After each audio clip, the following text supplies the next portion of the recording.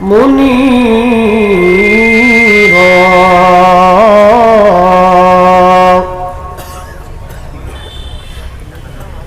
أما بعد فقد قال الله تعالى في كلامه المجيد: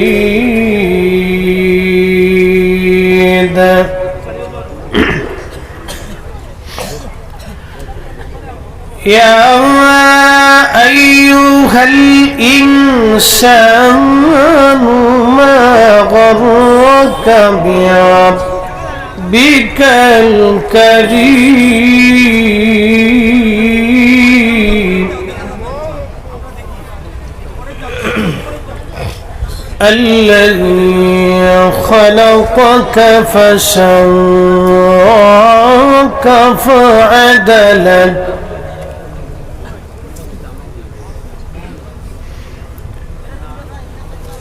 في أي سورة ما شاء ركبك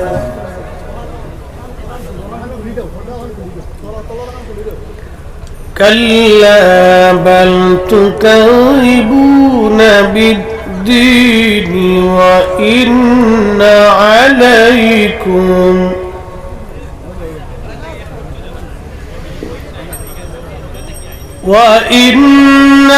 عليكم لحافظين كراما كاتبين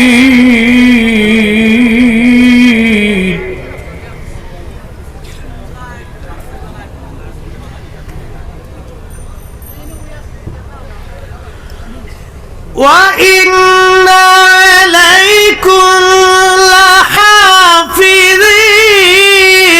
كراما كاتبين يعلمون ما تفعلون.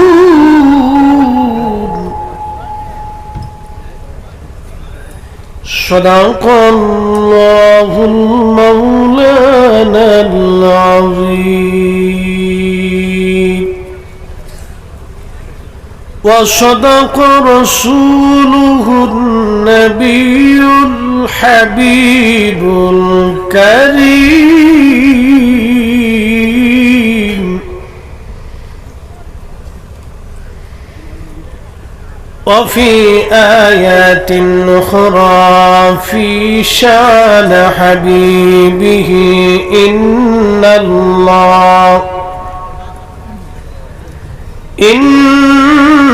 الله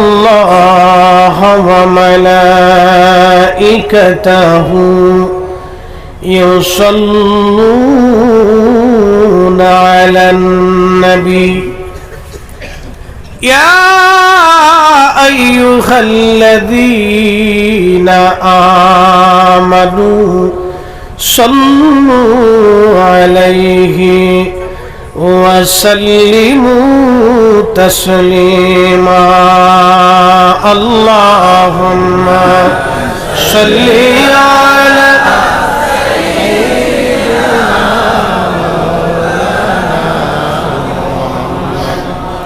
وعلى آل سيدنا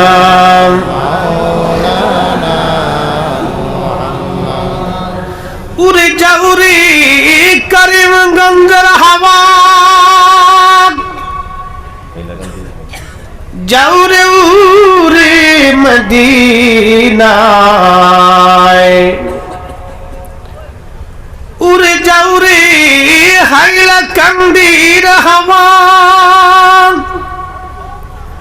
যাউরে উড়ে মদিনায় আমাদের দরুদ পৌঁছে দিও নূর নবীজির পাক রওজায়। আল্লাহুম্মা মাশাআল্লাহ আল্লাহু আকবার। আলা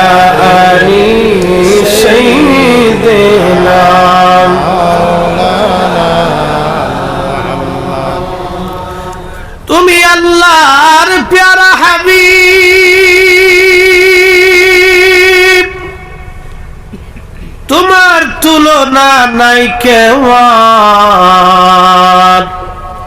আছে? জোরে বলেন, নবীর তুলনায় কেউ আছে? কখনো আর হবে? কখনো কি ছিল? তোমার মতো আকাশ ভ্রমণ করেনি কোন পয়গম্বর। আল্লাহুম্মা মাশাআল্লাহ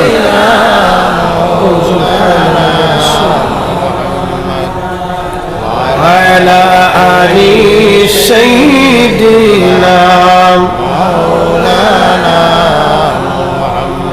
একটু জিকির করি লা ইলাহা ইল্লাল্লাহ, লা ইলাহা ইল্লাল্লাহ, লা ইলাহা ইল্লাল্লাহ, লা ইলাহা ইল্লাল্লাহ। হাসবি রাব্বি জাল্লাল্লাহ মা ফি কলবি গায়রুল্লাহ। আহা নূর মুহাম্মদ সাল্লাল্লাহ, বলি নূর মুহাম্মদ সাল্লাল্লাহ, বলি লা ইলাহা ইল্লাল্লাহ, লা ইলাহা ইল্লাল্লাহ, লা ইলাহা ইল্লাল্লাহ, লা ইলাহা ইল্লাল্লাহ মুহাম্মাদুর রাসূলুল্লাহ সাল্লাল্লাহু আলাইহি ওয়াসাল্লাম। পাইকান চন্দ্রপুর যুব সমাজের উদ্যোগে তৃতীয়তম বাৎসরিক বিরাট ওয়াজ দর মাহফিল সদর সদর হযরত মাওলানা শাহ সুফি মুসলিউদ্দিন সাহেব মাদ্দাজিল্লাহুল আলী নিমাই চন্দ্রপুরী রহমতুল্লাহ আলাইহি সাহেব জাদা। আজকে যিনি মুখ্য অতিথি দারুস সালাম হাফিজিয়া মাদ্রাসার সম্মানিত মুদাররিস হযরত মাওলানা ফখরুল ইসলাম সাহেব মাদ্দাজিল্লাহুল আলী, বিশেষ অতিথি হযরত মাওলানা ইমাদউদ্দিন সাহেব করিমগঞ্জ জাতুয়া মাদ্রাসা। আজকের প্রিয় সফর সঙ্গী বন্ধুবর ত্রিপুরা থেকে আগত হযরত মাওলানা ফরমান আলী রিজভী সাহেব মাদ্দাজিল্লাহুল আলী, হযরত মাওলানা কারি নজরুল ইসলাম সাহেব, হযরত মাওলানা আফজাল হোসেন সাহেব সহ সকল অতিথিবৃন্দ, আমন্ত্রিত অতিথি জনাব জাকির হোসেন লস্কর সাহেব বিধায়ক হাইলাকান্দি সমষ্টি, আরজ গুজার সাকির আহমদ চৌধুরী এবং জিয়াউর রহমান মজুমদার ভাই থেকে শুরু করে সকল যুব সমাজের সদস্যবৃন্দ, এলাকার গণ্যমান্য ব্যক্তিবর্গ, সম্মানিত মুরব্বী, সকল স্তরের নবী প্রেমিক অলি প্রেমিক আমার ভাইরা, কলিজার টুকরো যুবক ভাইরা, পর্দানশীল আমার সম্মানিতা মা বোনেরা, সকলের প্রতি আন্তরিক অভিনন্দন এবং মোবারকবাদ, শুকুর এবং সুজুদ সেই মহান রব্বে করিমের শাহান শাহী দরবারে এলাহিতে, যিনি বহু মানুষের ভিড়ে হাইলাকান্দি এলাকার প্রত্যন্ত অঞ্চল থেকে আপনাকে, অন্যকে এবং ভিন্ন দেশ থেকে আমাকে আসার মতো সুযোগ করে দিয়েছেন। এই জন্য মহান প্রতিপালক আল্লাহ সুবহানাহু ওয়া তাআলার আলিশান শাহান শাহী দরবারে আমরা একসাথে সকলে আওয়াজ তুলে শুকর আদায় করে বলি আলহামদুলিল্লাহ। আরো শুকর গুজার করি সে আল্লাহর, যিনি 1,24,000 নবী রসুলগণের উম্মত না বানাইয়া সমস্ত নবীদের যিনি ইমাম, ইমামুল মুরসালিন, রাহমাতুল লিল আলামিন, সাইয়্যিদুল কাউনাইন ওয়াস-সাকালাইন, হাউজে কাউসার ওয়ালা, মাকামে মাহমুদ ওয়ালা, আল্লাহর শ্রেষ্ঠতম প্যারা রসুলের উম্মত হিসেবে আল্লাহ মঞ্জুর করছেন। এই জন্য আল্লাহ শাহান শাহী দরবার এলাহিতে আমরা একসাথে সকলে শুকরিয়া করে বলি আলহামদুলিল্লাহ। আলহামদুলিল্লাহ। আমাদের পরিচয় আমরা মুসলমান, মুসলমানের প্রথম কাজ হচ্ছে আসলামতু লিরাব্বিল আলামিন, নিজেকে আল্লাহর কুদরতি কদমে আত্মসমর্পণ করা, সারেন্ডার করা। এটা হচ্ছে মুসলমানের কাজ। আমরা মুসলিম, আল্লাহ আমাদেরকে ইমানের দৌলত দিয়েছেন, অনেক বড় দামি ইমানের দৌলত। বেলাল রাদিয়াল্লাহু আনহু তিনি একজন সাহাবী ছিলেন। শুধু সাহাবী না, কোনো লেখাপড়া ছিল না, শিক্ষা দীক্ষা ছিল না, তেমন কোনো অর্থ সম্পদ বিত্তশালী ছিলেন না, কোনো বংশীয় ছিলেন না। তিনি শুধুমাত্র একজন গোলাম ছিলেন। কিন্তু এই গোলামি থেকে আল্লাহ এবং তার রাসূলের প্রতি অগাধ ভালোবাসা, ইমানের দৌলতে আল্লাহ তাকে মদিনাতুন নবী, রাসূল করিমের মসজিদ, ইসলামের প্রথম মুয়াজ্জিন, যেই মসজিদের ইমাম আমার রাসূল, মুসল্লি ছিলেন সাহাবা আজমাইন, সেই মসজিদের মুয়াজ্জিন ছিলেন হযরতে বেলাল। শিক্ষা দীক্ষা, সার্টিফিকেট, বংশ, অর্থ আর সৌন্দর্যের জোরে না, এই জোরটা ছিল রাসূলুল্লাহর মহব্বতের জন্য, আল্লাহর গোলামির জন্য। কথা বলেন ঠিক না বেঠিক? প্রিয় হাইলাকান্দি, খুব মনোযোগ দিয়ে শুনবেন। সাহাবা আজমাইনের অধিকাংশ সাহাবীরা ছিলেন হত দরিদ্র, গরিব। গরিবরা রাসূলকে মহব্বত করত বেশি। সর্বপ্রথম কালেমার দৌলত যাদের নসিব হয়েছিল তারাও ছিল দরিদ্র, গরিব। সুমাইয়া রাদিয়াল্লাহু আনহার মতো দাসী, ইয়াসার রাদিয়াল্লাহু আনহুর মতো গরিব, হযরত আব্দুল্লাহ আম্মার রাদিয়াল্লাহু আনহুর মতো অসহায়, খাব্বাব রাদিয়াল্লাহু আনহুর মতো কামার, বেলাল রাদিয়াল্লাহু আনহুর মতো কৃতদাসেরা সেই দিন কালেমার দাওয়াত প্রথম গ্রহণ করেছিল। এই জন্য আল্লাহর কিয়ামতের মাঠে দুনিয়াতে অনেক বড় পয়সাওয়ালা, ধনী, ক্ষমতাশালী ব্যক্তিগণ কিয়ামতের হাসরের মাঠে আল্লাহর সামনে মাথা নত করে উলঙ্গ হয়ে থরথর করে কাঁপতে থাকবে। দুনিয়ার কিছু হত দরিদ্র গরিব মানুষ দুনিয়ার আদালতে, দুনিয়ার অফিসে, দুনিয়ার কাজে, সরকারি বেসরকারি দৌলতে তাদের কোনো 4 পয়সা মূল্য নাই, কিন্তু কিয়ামতের মাঠে তারা হবে অনেক সম্মানিত এবং মর্যাদাবান। আল্লাহর কোরআন বলতেছে, ইন্না আকরামাকুম ইনদাল্লাহি আতকাকুম, তিনি আল্লাহর কাছে সম্মানিত হবে যার অন্তরে তাকওয়া বেশি, আল্লাহর ভয় বেশি। যার অন্তরে তাকওয়া বেশি, আল্লাহর ভয় বেশি, তিনি আল্লাহর দরবারে সম্মানিত হবে। এই কথাটা সারা জীবন মনে রাখবেন। অর্থ, বিত্ত, ক্ষমতা আর আমাদের জ্ঞান গরিমা দিয়ে আল্লাহর দরবারে ক্ষমা পাওয়ার 4 পয়সাও সুযোগ নেই, 1 পয়সা মূল্য নেই। আল্লাহর বান্দার অন্তরে যার তাকওয়া বেশি, আল্লাহর দরবারে তার মর্যাদা বেশি। আকাশ ভেঙে যাবে, পৃথিবী পুড়ে যাবে, সাগর শুকিয়ে যাবে, আল্লাহর ফয়সালা লা তাবদীলা কালিমাতিল্লাহ, কখনোই পরিবর্তন সংযোজন বিয়োজন হবে না। আল্লাহ যাহা বলেছে এটাই ঠিক, যাহা বলেছেন এটাই ঠিক এবং এটাই হবে। মোহতারাম উপস্থিতি, খুব মনোযোগ দেবেন। কঠিন হাসরের মাঠে অনেক ইজ্জতওয়ালা মানুষ সেই দিন আল্লাহর দরবারে অসহায় হয়ে দাঁড়িয়ে থাকবে। মার্কিন প্রেসিডেন্ট, রাশিয়ার প্রেসিডেন্ট, চীনের প্রেসিডেন্ট, পৃথিবীর বড় বড় প্রেসিডেন্টরা কিয়ামতের ময়দানে আল্লাহর সামনে অসহায় হয়ে পড়ে থাকবে, 4 পয়সাও দাম থাকবে না। এই পৃথিবীতে একসময় অনেক বড় বড় সাম্রাজ্যের অধিকারী ছিল। মুঘল সালতানাত, ঘুর বিভিন্ন রাজবংশরা এসেছিল। হিন্দু, বৌদ্ধ, খ্রিস্টানদের রাজবংশ ছিল। যুগের পর যুগ, যুগের পর যুগ তারা এই উপমহাদেশ শাসন করেছে।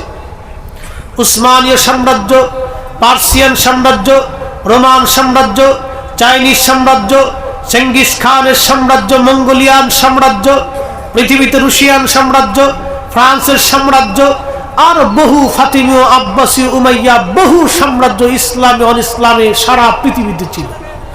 কোটি কোটি মানুষ তারা মেরে ফেলেছে শুধু সাম্রাজ্য টিকানোর জন্য। তাদের দরজা পর্যন্ত পৌঁছাইতে শত শত গেট পার হতে হয়েছে।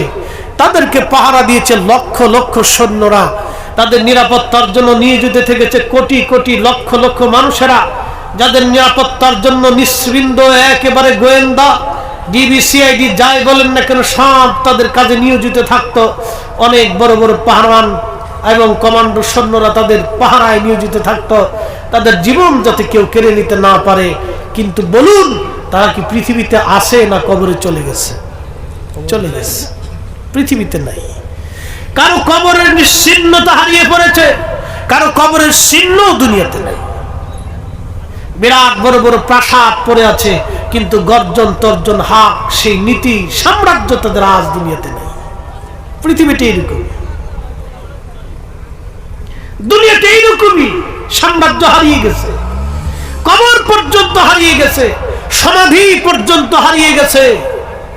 তাদের বিরাট বিরাট প্রাসাদ গুলিতে চামচিকে তেলা পোকা, পোকামাকড়, সাপ, বিচ্ছু বসবাস করে, কিচ্ছু নাই। 1450 বছর আগে কোরআনে আল্লাহ পাক জানিয়ে দিলেন, কুল হুজুর আপনি বলুন, ইন্নাল মাউতাল্লাযী তাফিররুনা মিনহু, আপনার উম্মত আমার বান্দারা মানুষ মৃত্যু থেকে মরণ থেকে পালানোর চেষ্টা করে, শুধু মরণ থেকে পালানোর চেষ্টা করে। ফাইন্নাহু মুলাকিকুম, বলে দেন মরণ তার সাথে মুলাকাত করবে, পালিয়ে যেতে পারবে না, পালিয়ে যেতে পারবে না, পালিয়ে যেতে পারবে না। 1450 বছর আগে কোরআন বলেছে মৃত্যু থেকে সে পালাইতে পারবে না। তখনও ঠিক, এখনো ঠিক, আগামীতেও ঠিক, মরণ থেকে কেউ পালাইতে পারবে না। কথা বলেন ঠিক না ঠিক? তাহলে বলেন কোরআন কি সত্য না মিথ্যা? জোরে বলতে হবে, আওয়াজ না দিলে হবে না। আমরা বাঙালি বক্তাদের সিস্টেম হলো আওয়াজ আসতে হবে মাঠ থেকে। কোরআনের কোন কথা আজ পর্যন্ত মিথ্যা হয়েছে? আগামীতে হবে? কোন সুযোগ আছে? কোন সুযোগ নেই। আল্লাহু আকবার ওয়ালিল্লাহিল হামদু বিসমিল্লাহির রাহমানির রাহিম।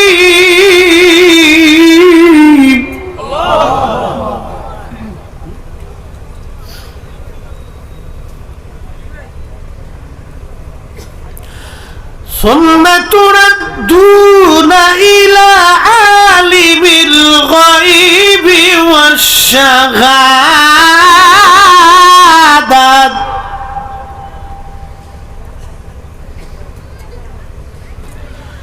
ওয়াশ-শাহাদাতি ফায়ুনাব্বিউকুম বিমা কুনতুম তা'মালুন।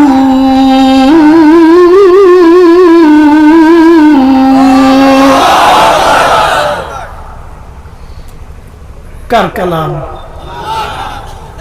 সুম্মা তুরাদ্দুনা ইলা আলিমিল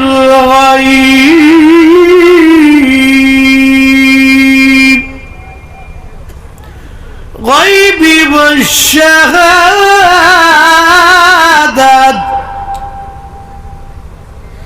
আল্লাহর কোরআন বলল, হে হাইলাকান্দির মুসলমান, আসামের মুসলমান, ভালো করে শুনে যাবেন। কোরআন বলল, তুমি এমন একজন মালিকের কাছে ফিরবা যিনি একমাত্র আল্লাহ, তিনি তোমার প্রকাশ্য জানেন, গোপনেও জানেন।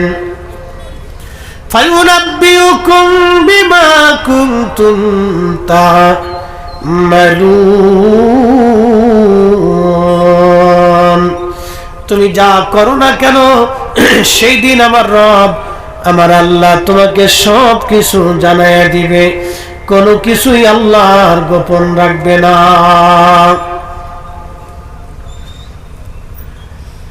হে আমার নবীর উম্মতেরা,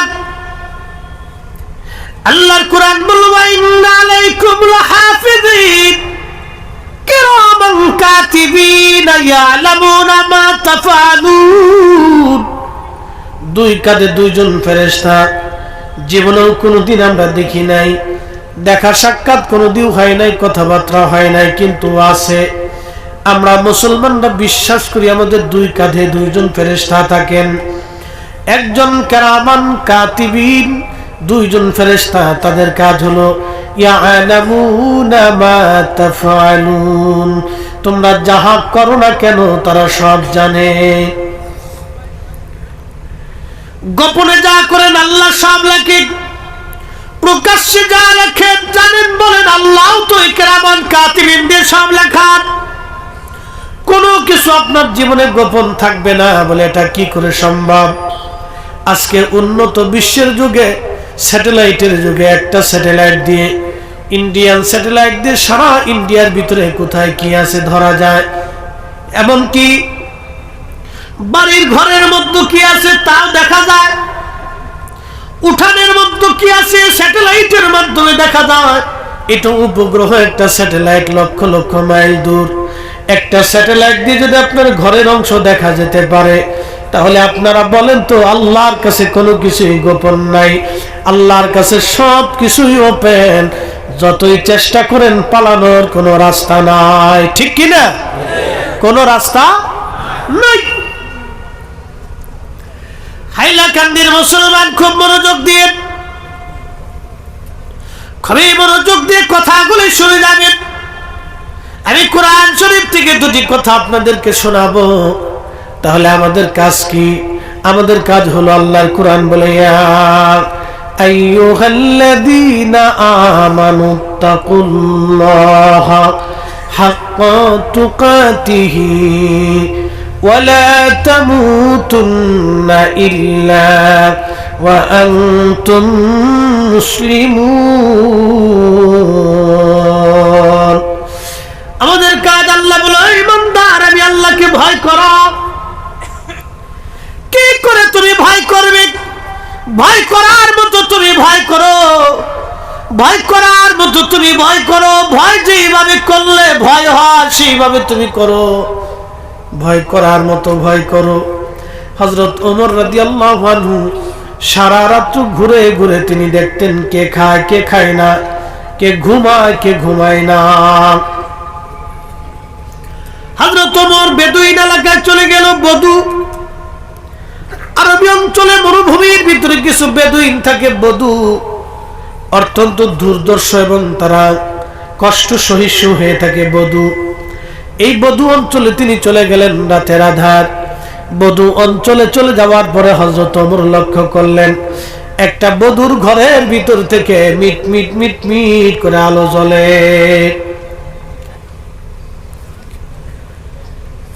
আগের যুগের রাজা বাচ্চারা ঘুরে ঘুরে দেখতেন কে খায় কে খায় না, কে ঘুমায় কে ঘুমায় না। এটা যারা নীতিবান রাজা ছিলেন তাদের চরিত্র ছিল এটা। আর যারা ক্ষমতা পিপাসু ছিল তারা এই প্রজাদের রক্ত চুষে খাইত। তো খলিফাতুল মুসলিমিন হযরত ওমর রাতের আধারে ঘুরে ঘুরে ওই বদুর বাড়ির কাছে গেছে। আল্লাহকে কিভাবে ভয় করতে হয় একটু ভালো করে শুনে। তো বদুর বাড়ির কাছে যাবার পরে এই বদু, এই ভিতর থেকে হযরত ওমর বদুর ঘরের পাশে একবারে এই আপনাদের আমাদের অঞ্চলে বলে বেড়া, এই বেড়ার পাশে ঘরের সাথে লাগাইয়া হযরত ওমর কান পেতে দাঁড়ায় গেছে। দেখি ভিতর থেকে কি শব্দ আসে, কি আসার বিষয়। হযরত ওমর রাদিয়াল্লাহু আনহু লক্ষ্য করলেন ভিতর থেকে এক মহিলা বলতেছে, মা দুধের সাথে পানি বেশি করে মিশাও। অ্যাটেনশন, মাহফিল কেন দিছেন? আমাদেরকে কেন আনছেন? উদ্দেশ্য কি? আমাদের দুইটা কথা শুনে যাতে মানুষ বাড়ি পর্যন্ত নিতে পারে, ইসলাম কি এটা যাতে মানুষ বুঝতে পারে। আসলে আমাদের ধর্মটা কত সুন্দর এটা মানুষের কাছে পৌঁছাইতে হবে। আমাদের এই ধর্মটা এত সুন্দর মানুষের কাছে পৌঁছাইতে হবে, এই সুন্দর ধর্মটা। সেই জন্য আপনারা অনেক দূর থেকে আমাদের মতো বক্তাদেরকে দাওয়াত করে নিয়ে আসেন যাতে আমরা বক্তব্য দিয়ে আপনাদেরকে বুঝাইতে পারি। কিন্তু বড় সমস্যা হলো কি জানেন, মানুষ ওয়াজ শুনে কিন্তু বাড়ি পর্যন্ত নেয় না। আমাদের বাংলাদেশে একটা অঞ্চল আছে নাম বরিশাল। এই বরিশালে জোয়ার ভাটার এলাকা। এই বরিশালে এই সন্ধ্যার সময় জোয়ার আসে নদীতে, আবার জোয়ার চলে, বিকেলবেলা জোয়ার চলে যায়, রাত দুপুরে আবার জোয়ার আসে, আবার দিন দুপুরে জোয়ার আসে। জোয়ার ভাটার এলাকা। দাদা নাতি দুইজনে ওয়াজ শুনতে গেছে। দাদা তো জীবনে বহু ওয়াজ শুনছে, নাতি জীবনে প্রথম গেছে দাদার সাথে। হুজুর ওয়াজ করছে, বাবারা গিরের উপরে কাপড় উঠাইলে, গিরে চিনেন না আপনারা? এটা এই গিরার উপরে কাপড় উঠাইলে ফরস্তরক হয়, কবিরা গুনাহ। আমাদের দেশের অনেক মুসলিম যুবকরা হাফ প্যান্ট পরে রাস্তায় আড়ে। কি কথা কর না কেন? হাফ প্যান্ট পরে রাস্তায় হাঁটে। ও কি বুঝাইতে চায়?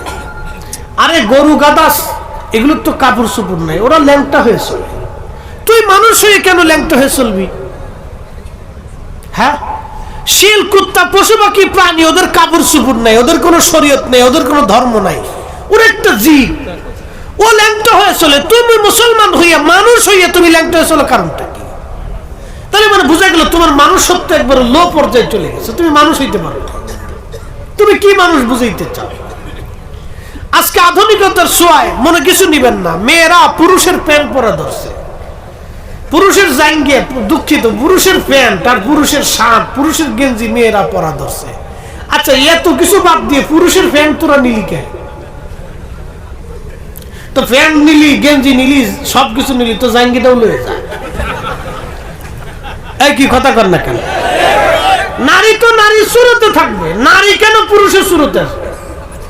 আগের যুগের হিন্দু ধর্মের অনেক সম্ভ্রান্ত পরিবারের সম্মানিত নারী যারা আছে তাদেরকে দেখতাম, তারাও পোশাক আশাক পরে খুব সুন্দর করে কাপড় চুপড় পরে তাদের অঙ্গ প্রত্যঙ্গ ঢেকে ঢুকে রাস্তায় চলতো। একটা শালীনতা ছিল, ভদ্রতা ছিল। এখনকার মেয়েরা কি শিখলো? সব পশ্চিমা সিস্টেম, সব প্যান্ট পরা ধরছে, কেউ হাফ প্যান্ট পরে, তো এমন সুস প্যান্ট, ও আর ভাষায় প্রকাশ করার মতো না। লজ্জা শরম সব হারাই গেছে। কুত্তাও মাঝে মাঝে চিন্তা করে, আল্লাহ কোন দুনিয়াতে আমারে পাঠাইছ?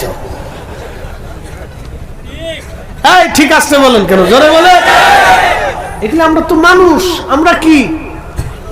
জোরে বলেন, আমরা কি? আরো জোরে বলেন, আমরা কি? ধর্মের পরিচয় পরে আসে। সবার প্রথমে আমাদের পরিচয়, আমরা মানুষ। মানুষ কি? পৃথিবীতে 4 লক্ষ প্রজাতির জীব আছে। বিজ্ঞানের গবেষণায় 4 লক্ষ প্রজাতির জীব, এছাড়া আরো জীব আছে। এটা বিজ্ঞানের গবেষণা তো চূড়ান্ত না, এর চেয়ে তো আরো জীব পৃথিবীতে আসে। আপনি সব জীবকে আলাদা করবেন আর মানুষকে আলাদা করবেন, মানুষের মতো হবে? একসাথে বলবেন, একসাথে বলবেন, হবে? এই মানুষকে আল্লাহ পৃথিবীতে কর্তৃত্ব করার জন্য পাঠিয়েছে।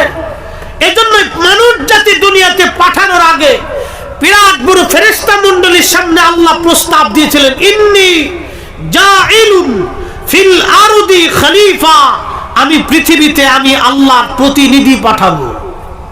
ফেরেশতারা জবাব দিল, ক্বালু আল্লাহ আতাজআলু ফিহা মাইয়ুফসিদু ফিহা ওয়া ইয়াসফিকু দিমা, তুমি কি এমন জাতি দুনিয়াতে পাঠাবা ওরা যায় ফ্যাসাদ বাঁধাবে, অশান্তি করবে, বিশৃঙ্খলা করবে, দাঙ্গা হাঙ্গামা করবে, রক্তপাত করবে, খুন খারাপি করবে, জমি জমা দখল করবে, আরেকজনের বাড়িতে আগুন দিবে, আরেকজনের দোকানে আগুন দিবে, আরেকজনের গাড়িতে আগুন দিবে, আরেকজনকে মারতে যাবে, আরেকজনকে হত্যা করবে? তুমি কি জাতি দুনিয়াতে পাঠাবা? ফেরেশতাদের আপত্তি তো ঠিক, ফেরেশতাদের আপত্তি তো ঠিক। পৃথিবীর এমন কোন অঞ্চল নাই যে যেখানে ফ্যাসাদ না আছে, অশান্তি না আছে। অশান্তি কুত্তায় করে না, কুকুরে কুকুরে মারামারি হয়, জীবনে মার্ডার হতে দেখেন নাই। বিড়ালে বিড়ালে মারামারি হয়, কোনদিন মার্ডার করতে দেখেন নাই। গরু গরু মারামারি করে, মার্ডার করতে দেখেন নাই। শিয়াল শিয়ালে মারামারি করে, মার্ডার দেখেন নাই। ছাগলে ছাগলে মারামারি করে, মার্ডার দেখেন নাই। হাতি হাতি মারামারি করে, মার্ডার দেখেন নাই। প্রত্যেক জাতের প্রাণী প্রাণী মারামারি হয়, কিন্তু মার্ডার হয় না। একমাত্র মানব জাতি নিজেরা নিজেদের মধ্যে মারামারি করে, রক্তপাত করে, খুন খারাপি করে, মার্ডার করে। কথা কোন ঠিক না বেঠিক? তাহলে আমরা মানুষই হতে পারি না। আল্লাহ যেই উদ্দেশ্য করে দুনিয়াতে পাঠাইলেন এই উদ্দেশ্যেই আমরা এখনো মানুষই হতে পারিনি। ধর্মের পরিচয় পরে আসেন, আগে আমরা মানুষ, এই পরিচয়টা আসে। প্রিয় উপস্থিতি, হাইলাকান্দির মুসলমান খুবই মনোযোগ দিয়ে কথাগুলি শুনে যাবেন। আজ ফেরেশতাদেরকে আল্লাহ বলেন, ফেরেশতারা রে, আমি দুনিয়াতে মানব জাতি খলিফা পাঠাবো। আমরা দুনিয়ার আল্লাহর এমন খলিফা হলাম, আমরাই সুদ খাই, আমরাই ঘুষ খাই, আমরা অন্যের জমি দখল করি, অন্যের জমি নিয়ে আমরা মারামারি করি, অন্যের সম্পদ মেরে খাওয়ার জন্য আমরা চেষ্টা করি। কি কথা বলেন, ঠিক কিনা? অথচ আমরা আশরাফুল মাখলুকাত, আল্লাহর কোরআন আমাদেরকে শিখাইলেন, কুনতুম খায়রা উম্মাতিন উখরিজাত লিন-নাসি তা'মুরুনা বিল মারুফি ওয়া তানহাউনা আনিল মুনকার। একবার জোরে বলা যাবে কি সুবহানাল্লাহ? কথা বোঝা যায়? প্রথম পরিচয় আমরা কি? মানুষ। জোরে বলেন আমরা কি? একসাথে বলেন আমরা কি? জোরে বলেন আমরা কি? 4 লক্ষ জীবন জীব প্রজাতির মধ্যে আমরা শ্রেষ্ঠ। কি কথা কোন ঠিক কিনা? আমরা শ্রেষ্ঠ, আমরা মানুষ। মানুষ হয়ে মানুষের কাজ করতে। হযরত ওমর লক্ষ্য করতেছে, ভিতর থেকে মহিলা বলতেছে, মারে দুধের সাথে পানি বেশি করে মিশাও। আচ্ছা, আপনাদেরকে প্রশ্ন করি, দুধের সাথে যে পানি মিশাইলেন, আমাদের দেশে অনেকে দুধ বেশি বিড়ি খায়। এই আস্তে কনকে জোরে বলে, দুধ বেশি কি খায়? বিড়ি খায়। দুধ বেশি বিড়ি খায়। মানুষ খাচ্ছে, খুব খাচ্ছে। মানুষে জানে যে বিড়ি খাওয়া এটা মানুষের শরীরে ক্ষতি, তো খাবে। ও খুব ধুমসে খাচ্ছে, তো খাওয়ার টানটা কি আপনাদেরকে দেখায়। বিড়ি একটা ধরাই দিয়ে একটা টান দেয়, সারে কেমনে দেখেন, টান্ডা দিয়ে আসতে কেমনে সারে।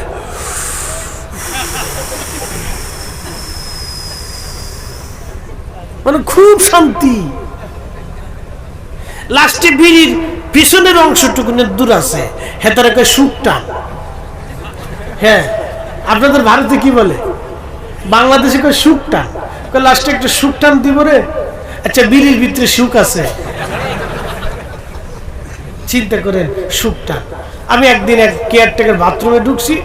তো আমাদের দেশে তো পাবলিক টয়লেট বেশি, প্রত্যেক স্ট্যান্ডে, বাস স্ট্যান্ডে পাবেন, তারপর আপনার এই পেট্রোল পাম্পগুলিতে পাবেন, তো প্রত্যেক জায়গায় বাথরুম আছে। তো এক পাবলিক টয়লেটের ভিতরে ঢুকছি, ঢোকার পরে হন দেখে খালি বিড়ির গন্ধ। তো কেয়ারটেকার যে থাকে ওরা 10 টাকা করে নেয়, প্রত্যেক বাথরুমে 10 টাকা, আর ফেসাবে 5 টাকা। ব্যবসা খুব ভালো, বুঝতে পারছেন? তো প্রত্যেক বাথরুমে 10 টাকা করে নেয়। তবে 10 টাকা দিয়ে বললাম, বেটা রে, বাথরুমের ভিতরে বিড়ির গন্ধ পরিষ্কার করতে আরস না? হুজুর, এই আপনার আগে যেটা ঢুকছিল হাতায় বই বই বিড়ি টানছে। তাহলে দুনিয়াতে এত জায়গা থাকতে বাথরুমে বসে বিড়ি টানলো কারণ কি? হুজুর, বিড়ি না টানলে বলে ক্লিয়ার হয় না।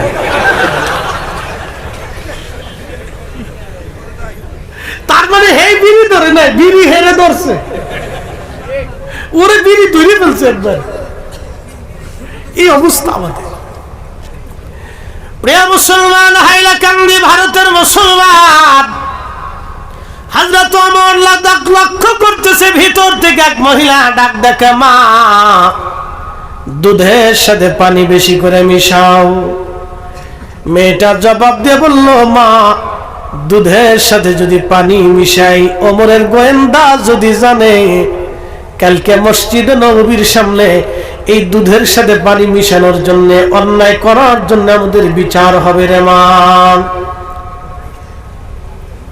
এই অন্যায়ের জন্য কালকে বিচার হবে। বেশি করে না, তাহলে আবার ডিস্টার্ব হবে। ও মা, দুধের সাথে পানি মিশাইতে পারবো না মা। মহিলা ডাক দিয়ে বলল, মেয়েরে ওমরের গোয়েন্দা এত রাত্রে কি করে জানবে তুমি দুধের সাথে পানি মিশাও?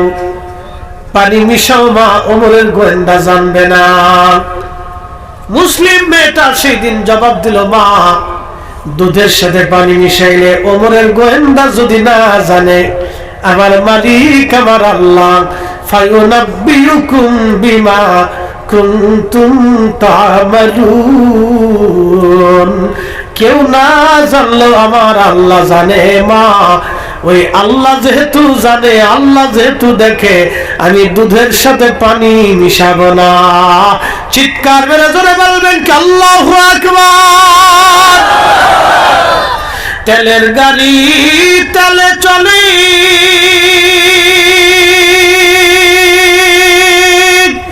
হাওয়ার গাড়ি হাওয়ায় উড়ে, বিনা তেলে চালায় গাড়ি নবী সুলাইমান। আমরা সেই মুসলমান, আমরা সেই মুসলমান।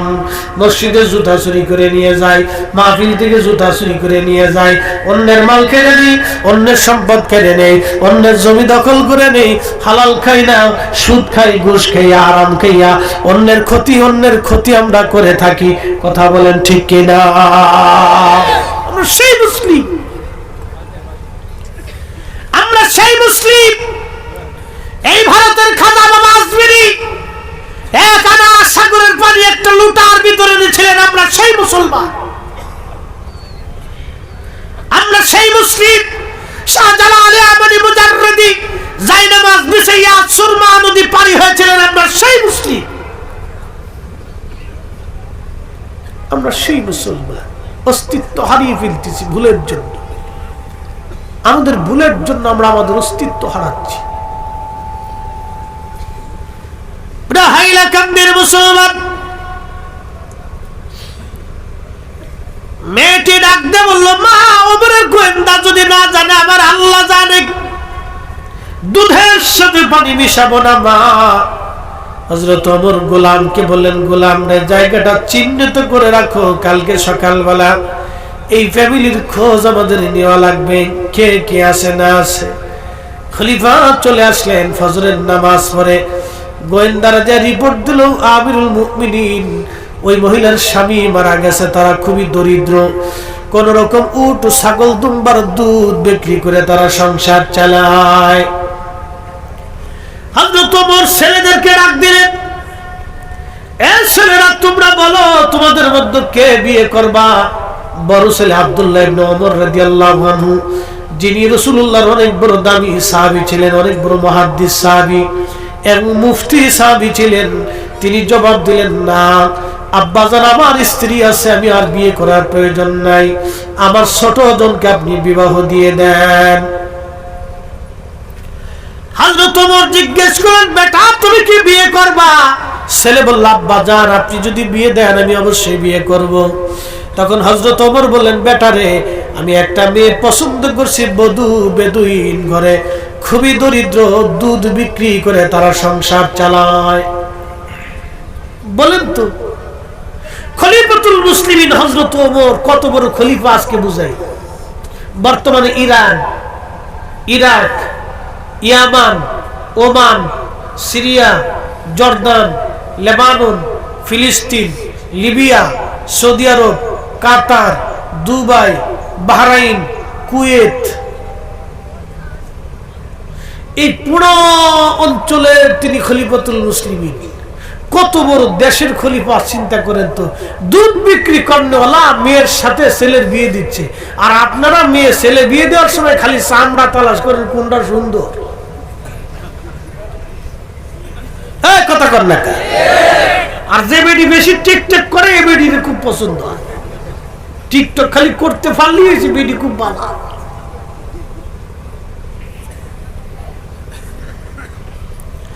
হযরত ওমরের মতো মহানুভব খলিফা তিনি ছেলের জন্য বৌমা পছন্দ করলেন, আমানত গুজার দেখে ডেকে বললেন, ছেলে রাতের আধারে ক্ষুধার ভয়ে যাইবে, দুধের সাথে পানি মিশাই না, এত বড় আমানতদার মেয়ে আমার দরকার বেটা। এই পুত্রবধূ আমার দরকার। আপনারা শুনে যান, এই মেয়ের গর্ভে একটা সন্তান হয়েছিল, এই মেয়েটার গর্ভে আর একটা মেয়ে হয়েছিল, সেই মেয়ের গর্ভে আর একটা মেয়ে হয়েছিল, সেই মেয়ের গর্ভে আল্লাহ একটা ছেলে দিয়েছিলেন। এই ছেলের নাম ইসলামের প্রথম মুজাদ্দিদ, ইসলামের চতুর্থ খলিফার আরেকজন খলিফা, তিনি ওমর ইবনে আব্দুল আজিজ। ডাকে মুসলমানদের দ্বিতীয় ওমর বলা হইতো, দ্বিতীয় ওমর বলা হইতো। বিরাট বড় সিংহাসন পাওয়ার পরেও তিনি ধুলার তখ্তে চড়ে হযরত ওমরের মতো বিশ্ব শাসন করে গেছে। একবার জোরে বলা যাবে আল্লাহু আকবার। তেলের গাড়ি তেলে চলি, হাওয়ার গাড়ি হাওয়ায় উড়ে, বিনা তেলে চালায় গাড়ি নবী সুলাইমান। আমরা সেই মুসলমান, আমরা সেই মুসলমান। ওমর জমানা কয়েকজন লোক একটা যুবক ছেলের ধরে নিয়ে আসছে। তো খলিফা জিজ্ঞেস করলেন, বেটারা তোমরা যে যুবক ছেলেটাকে ধরে আনছো অপরাধ কি? বলে, আমিরুল মুমিনিন, এই ছেলেটা আমাদের বাবাকে হত্যা করছে। বলে, তোমাদের বাবাকে হত্যা করছে? ছেলেটাকে জিজ্ঞেস করলো ওমর, বেটা তুমি কি হত্যা সংগঠন করছো, মার্ডার করছো? বলে, হ্যাঁ ইয়া আমিরুল মুমিনিন, আমি তাদের বৃদ্ধ বাবাকে মেরে ফেলছি। আপনি একটু চিন্তা করেন তো, সত্যবাদিতা কি চমৎকার ইসলামের জীবন বিধান। সত্য কথা বলা, রাসূল বলছেন সমস্ত পাপের মূল হলো মিথ্যা। মুসলমান তো মিথ্যা বলতে পারে না, মুসলিম কখনো মিথ্যা বলতে পারে না। মুসলিমদের সত্য বলাটা হচ্ছে মুসলিমদের আইন বিধান, সত্যের উপরে থাকতেই হবে। এত বড় সত্যবাদিতা রাসূল করিম জীবনে কোনদিন একটা মিথ্যা কথা বলেন নাই।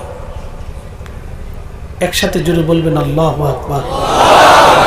না না হয় না, আরো জোরে, আরো জোরে বলে। এত মানুষ আল্লাহু আকবার আওয়াজ তো দুর্বল। মেসি গোল দিলে তো বিরাট খুশি হয়, নেইমারে গোল দিলে তো আরো খুশি হয়। বাপরে বাপ, কেউ লুঙ্গি খুলে মাথায় বাইন্ধে ঘুরে। আমাদের বাংলাদেশে বেশি পারাপারি, এই খেলাধুলা নিয়ে আমাদের বাংলাদেশে বেশি হই হল। কিছু মাথা মোটা পোলাপান আছে একবার, এদিকে আমি মনে করি যে অসুস্থ মস্তিষ্ক। হ্যাঁ, যারা এই সমস্ত খেলাধুলা নিয়ে বেশি পারাপারি করে, এটা অসুস্থ মস্তিষ্ক। খেলা দেখবেন, দেখেন আপনার পছন্দের দল আছে, এটা নিয়ে আমরা বাংলাদেশে মারামারি হয়। হ্যাঁ, খুন খারাপই, আপনি জানেন না কখন। এত মস্তিষ্ক সমস্যা, তা বলার কোনো ভাষা নেই।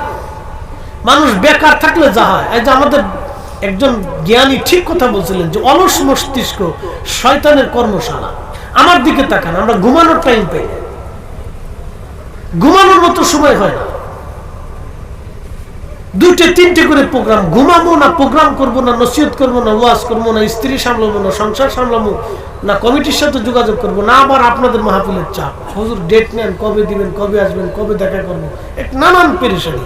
এগুলোর এত চিন্তে, আরেকজন যে ক্লিকবাজি করবো, আরেকজনের আইকেলা বাস দিব, টাইমই নাই। হ্যাঁ, তো যেই বেটা লাগছে যে অলস মস্তিষ্ক শয়তানের কর্মশালা, কতটা সুন্দর লাগছে। এই ফুলাপান খাদ্যে খুঁজে কাজ মানে খালি ফেসবুক টিপার খেলাধুলা নিয়ে মারামারি করে। মেসি নেইমার ওই ব্রাজিল আর্জেন্টিনার ফুটবল খেলা আসলে বিশাল যুদ্ধ হইতে যায়। তাও কি জানেন, আর্জেন্টিনা ব্রাজিলের পক্ষ নিয়ে পতাকা নিয়ে কে কয়টা পতাকা উড়াইতে পারে। বাপের পকেটের টাকা কেটে নিয়ে বাস পতাকা উঠাইছে, এক বেটা এক ছেলে পতাকা উঠাই দিয়েছে, কারেন্টের খাম্বা উঠাইতে গেছে। চিন্তা করছেন, কারেন্টের খাম্বা, আমি কারেন্ট করে বাইক নিয়ে মামু বাড়ি যেহেতু আইসো, আর ফেরত যাওয়ার দরকার নেই, বাস ধরে হয়েছে, এই পতাকা এমনি ঝুলে রয়েছে। বুঝতে পারছেন, এই পাগল দেশে কত আছে তার হিসাব নেই। খেলা দেখবি, দেখ, তোর পছন্দের আছে, এতে নিয়ে মারামারি ফাড়াফাড়ি ফাড়াফাড়ি গুতাগুতি কি দরকার আছে? অসুস্থ মস্তিষ্ক। কষ্ট হচ্ছে আপনাদের? একসাথে আবার জোরে বলেন তো আল্লাহু আকবার। গলাটা ছেড়ে দেন, জোরে জোরে, আর জোরে আল্লাহু আকবার।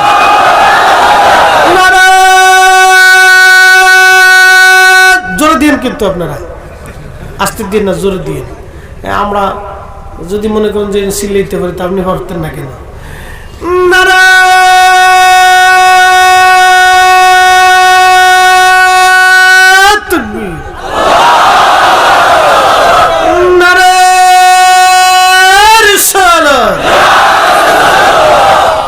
ঠিক আছে, হাইলাকান্দির পাওয়ার আছে, ফুটবল খেলায় জিতবো বোঝা যাচ্ছে।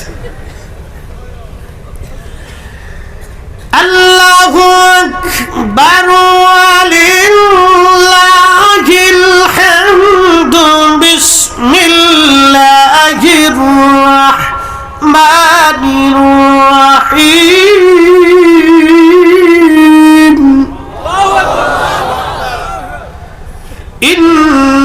ইন্নাল্লাহা ইয়া'মুরু বিল আদলি ওয়াল ইহসান।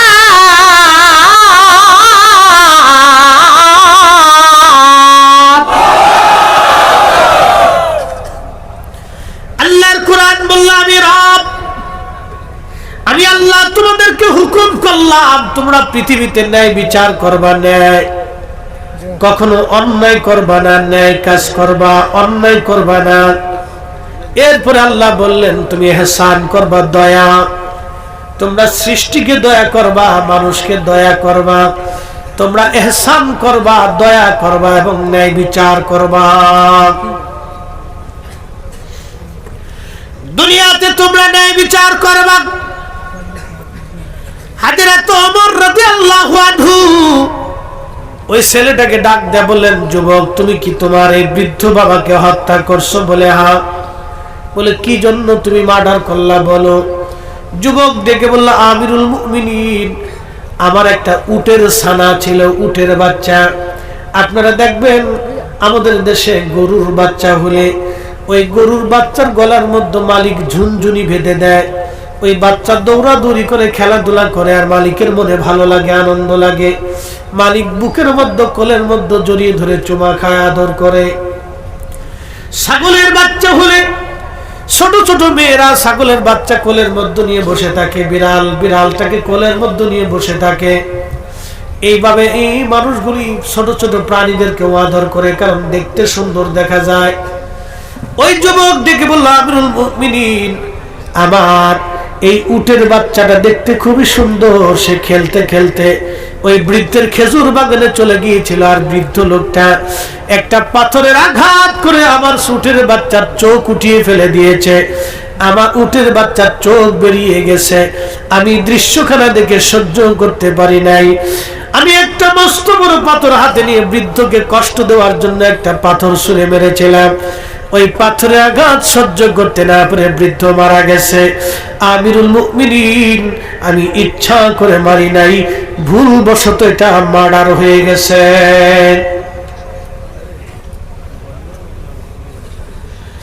কিন্তু আমিরুল মুমিনিন বলতেছে, যুবক তুমি তো ভুলবশত মার্ডার করছো ঠিক, কিন্তু হত্যা তো হয়ে গেছে।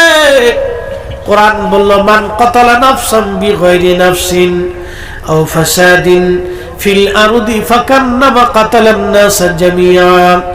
কোন ব্যক্তি যদি নিরপরাধ একজন মানুষ হত্যা করে, সে হিন্দু, বৌদ্ধ না খ্রিস্টান না শিখ না মুসলমান না কোন জাত না কোন ধর্ম, আল্লাহর কোরআন এটা বলে নাই। আল্লাহর কোরআন বলছে মানুষের কথা।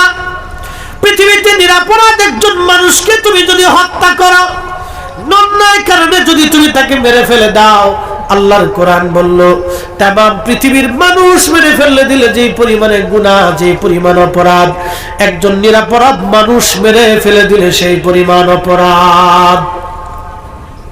চিন্তা করুন তো, কোরআন কত চমৎকার আইন, কি সুন্দর শাশ্বত জীবন ব্যবস্থা, the complete code of life. একটা মানুষের জীবনের পরিপূর্ণ জীবন ব্যবস্থা এত সুন্দর, তুমি অন্যায় ভাবে কাউকে আঘাত করতে পারবে না, তুমি অন্যায় করতেই পারবে না। মুসলিম মানে সে অন্যায় করবে না। একসাথে বলা যাবে আল্লাহু আকবার, আরো জোরে, আরো জোরে বলে। মুসলিম মানে সে অন্যায় করবে না। কোরআন এটাই বলছে তুমি ন্যায় করবে। আমি আল্লাহ নির্দেশ দিয়েছি তোমরা পৃথিবীতে ন্যায় কাজ করবে, অন্যায় করবে না। কিন্তু মুসলিম সাথে পানি মিশায়, মুসলিম ফলের সাথে ফরমালিন মিশায়, মুসলিম খাবারে ভেজাল দেয়, মুসলিম এই মানুষের হক নষ্ট করে, মুসলিম এই অন্যায় করতেছে, মুসলিম ঘুষ খাচ্ছে, মুসলিম আরেকজনকে ঠকানোর চিন্তা করতেছে, মুসলিম আরেকজনের নারীর প্রতি কুলহব দিয়েছে, মুসলিম এটা মুসলিম হতেই পারে না। কি কথা বলেন, ঠিক না? মুসলমান হতে পারেই না।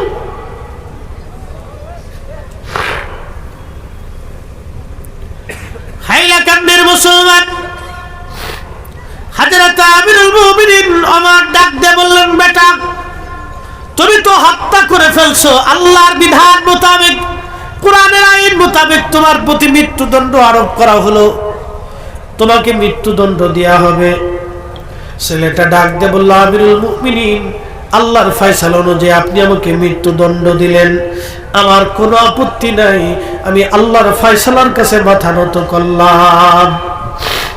কিন্তু আমিরুল মুমিনিন, আপনি দয়া করে আমাকে 3 দিনের সময় দেন। বলে, বেটা 3 দিনের সময় চেয়ে তুমি কি করবে? বলে, হুজুর আমাকে 3 দিনের জামিন দিয়ে দেন। বলে, 3 দিনের জামিন তুমি কি করবা জামিন দিয়ে? যুবক ছেলেটি ডাক দিয়ে বলতেছে, হুজুর 3 দিনের জামিন আপনি আমাকে দিবেন। প্রথম দিন বাড়িতে যাইতে সময় লাগবে, দ্বিতীয় দিন আমি আমার কাজ করব, 3 নম্বর দিন আমি ফিরে চলে আসব। বলে, যুবক রে, কাজ কি তোমার বলো? বলে, আমিরুল মুমিনিন, আমার আব্বাজান ইন্তেকালের সময় আমাদের জন্য সোনা দানা রেখে গিয়েছিল। আমি বড় ভাই, আমার একটা ছোট ভাই আছে, ও তখন ছোট ছিল, আমি বড় ছিলাম। আব্বাজান আমার কাছে সম্পদ আমানত দিয়ে বললেন, বেটা তোমারে অর্ধেক দিলাম, তোমার ছোট ভাইকেও অর্ধেক দিলাম। বাবা দে, এই অর্ধেক সম্পদ তুমি আমানত তোমার কাছে দিয়ে গেলাম, আমার সন্তানটা যখন বড় হবে আমার সন্তানকে এই আমানত বুঝাই দিবা। এখন আমরা কি, বাপ মরে গেলি জমি জমা ভাগাভাগি নিয়ে মারামারি লেগে যায়, বাইরে যুদ্ধ করে, এক ভাই আর এক ভাই 2 চোখ দিয়ে দেখতে পারে না, একই মায়ের পেটের সন্তান, একই রক্ত, একই মা, একই বাপ, একই পেটের ভিতরে আইছে, একই বাবার জন্য, একই বাবার রক্ত, একই মায়ের রক্ত, এক ভাই আর এক ভাই চেহারা দেখে না। বাপ মরে যাওয়ার পরে সম্পদ নিয়ে মারামারি পারাপারি করে যুদ্ধ করতেছে, মামলা হামলা কত কিছু, আইন আদালত শেষ নেই। কি করে মুসলমান হতে পারে সে? কি করে মুসলমান হতে পারে সে? বলুন আপনি। আমরা তো নামকা ওয়াস্তে মুসলমান, শুধু নাম দিছি মুসলিম, মুসলিম আব্দুল করিম, আব্দুর রহিম, আব্দুল সালাম, নামই মুসলমান। হযরত ওমর ডেকে বললেন, যুবক তুমি তোমার ভাইয়ের আমানত বুঝাই দিতে যাবা বুঝলাম, কিন্তু ওমরের আদালত তো তোমাকে জামিনদার ছাড়া জামিন দিবে না। বলো যুবক, কে তোমার জামিন হবে? হযরত ওমর রাদিয়াল্লাহু আনহু ওই যুবককে বলার পরে যুবক বলল, হুজুর ক্ষমা করে দিবেন, এই মদিনাতে আমার কোনো পরিচিত লোক নাই, কে আমার জামিনদার হবে? তখন ওই যুবকটা তাকায় দেখলো রাসূলের একজন সাহাবী, তার নাম আবু যর গিফারি রাদিয়াল্লাহু আনহু। তিনি একজন জাহিদ এবং আবিদ সাহাবী ছিলেন, দুনিয়া বিরাগী সাহাবী ছিলেন। হযরত আবু যর গিফারি আমার জামিনদার হবে হুজুর। ছেলেটা ডাক দিয়ে বলতেছে, আমিরুল মুমিনিন, আমার জামিনদার এই ছেলে, এই হযরত রাসূল কারীমের সাহাবী আবু যর গিফারি। হযরত ওমর ডাক দিয়ে বলেন, আবু যর আপনি কি যুবকের জিম্মাদারি নেবেন? তখন আবু যর গিফারি বললেন, হ্যাঁ আমিরুল মুমিনিন, আপনি যুবকটাকে 3 দিনের জামিন দিয়ে দেন, আমি আবু যর তার জিম্মাদারি নিলাম। ওমর ডাক দিয়ে বলেন, আবু যর বুঝে সুঝে নেন, এই ছেলে যদি ফিরে না আসে তাহলে হত্যার ফয়সালা কিন্তু আপনার উপরে বর্তাবে। তেলের গাড়ি তেলে চলি, হাওয়ার গাড়ি হাওয়ায় উড়ে, বিনা তেলে চালায় গাড়ি নবী সুলাইমান। আমরাও সেই মুসলমান, আমরা সেই মুসলমান। কষ্ট হয়? জোরে বলেন, কষ্ট হয়? একসাথে আবার জোরে বলেন আল্লাহু আকবার। আমাদের পরিচয়, আমরা মুসলিম। মুসলিমের কাজ হলো আসলামতু লিরাব্বিল আলামিন, যিনি সমস্ত জগৎ সমূহের রব, যিনি সমস্ত জগৎ সমূহের রব, এই কালের রব, ওই কালের রব, আগের কালের রব, অতীতের রব, বর্তমানের রব, ভবিষ্যতের রব। একসাথে 800 কোটি মানুষকে যিনি চালান, 4 লক্ষ প্রজাতির জীবকে যিনি চালান, সমুদ্রের ভিতরে কোটি কোটি কোটি কোটি মাছ আছে, তার ভিতরে একটা বৃহৎ আকারের মাছ নীল তিমি প্রত্যেক দিন 110 মণ করে খাবার খায়। তার কোনো আপনার কি বলে জাতিসংঘ নাই, স্বাস্থ্য সংস্থা নাই, খাদ্য অধিদপ্তর নাই, রাষ্ট্র নাই, এলাকা নাই, অঞ্চল নাই, খাদ্য গুদাম নাই। প্রত্যেকদিন একটা নীল তিমিকে 110 মণ করে যিনি খাবার খাওয়ান, একসাথে বলেন সে মালিকের নাম কি? আরো জোরে বলেন কে? আমাদেরকে যিনি খাবার দেন সে মালিকের নাম কি? তাহলে আজকে থেকে বলেন ঘুষ খাবো না, অন্যায় ভাবে কারো সম্পদ মারবো না। কথা বলেন ঠিক না বেঠিক? তাইলে মুসলমান, তাইলে মুসলমান।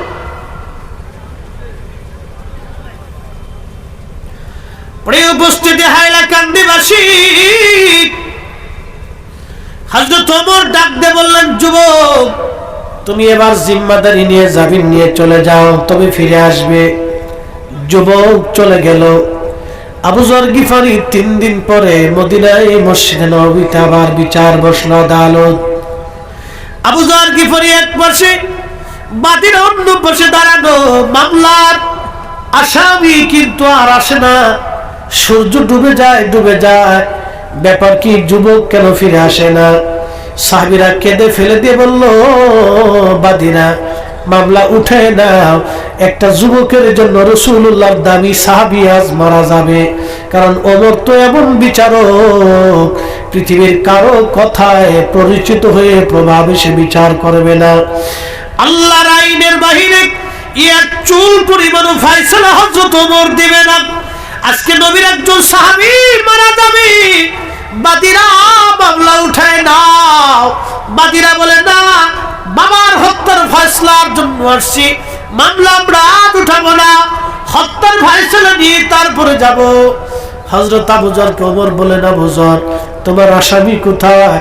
আবু যর ডাক দিয়ে বলে, ওমর আমার মন বলে সূর্য ডুবার আগে এই ছেলেটা ফিরে চলে আসবে, কারণ মুসলমান মিথ্যা কথা বলে না। চিৎকার মেরে জোরে বলবেন আল্লাহু আকবার। তুমি মোদের আশার আলো, তাই তো তোমায় বাসি বলো, তুমি মোদের আশার আলো, তাই তো তোমায় বাসি বলো। হৃদয় নামের ফুলদানিতে, হৃদয় নামের ফুলদানিতে গেঁথে রেখেছি প্রেমের মালা। ইয়া রাসূলুল্লাহ, ইয়া হাবিবাল্লাহ, বলেন ইয়া রাসূলুল্লাহ, ইয়া হাবিবাল্লাহ, ইয়া রাসূলুল্লাহ, আল্লাহুম্মা সাল্লি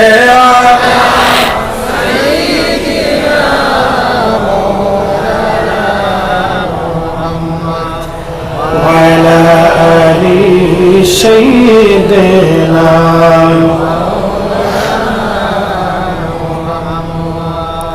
হাইলাকান্দির মুসলমান খুবই মনোযোগ দিয়ে শুনে যান, সাহাবী, নবীর সাহাবী, সাহাবী আবু যর গিফারি। কোন সাহাবী জানেননি? আবু যর গিফারি, গিফারি বংশের একজন সাহাবী ছিলেন। গিফারি কারা?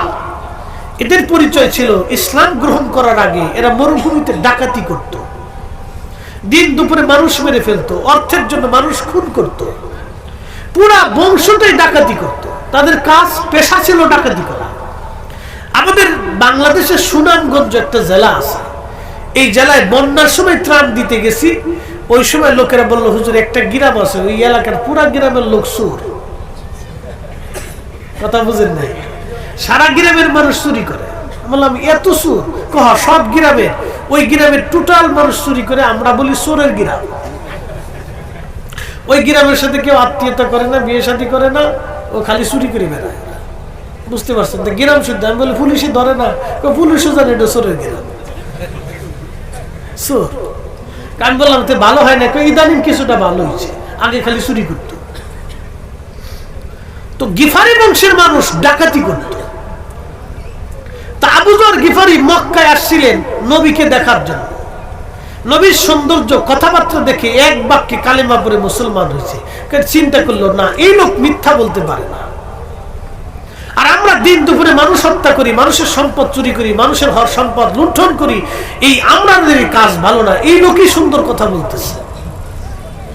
দেখেন, যারা এক সময় ডাকাতি করে খাইতো, সেই বংশের একজন মানুষ কালেমা পড়ে যে পুরা বংশটাকে কালেমা পড়াইল। তারা এত ভালো হয়ে গেল, চুরি ডাকাতি সাইরে দিয়ে আবু যর গিফারি দুনিয়া বিরাগী হইয়া এমন অবস্থা হয়ে গেল, পাথরের হৃদয়ের মানুষগুলি রাসূলের সোহবতে মোমের মতো নরম হয়ে গেল।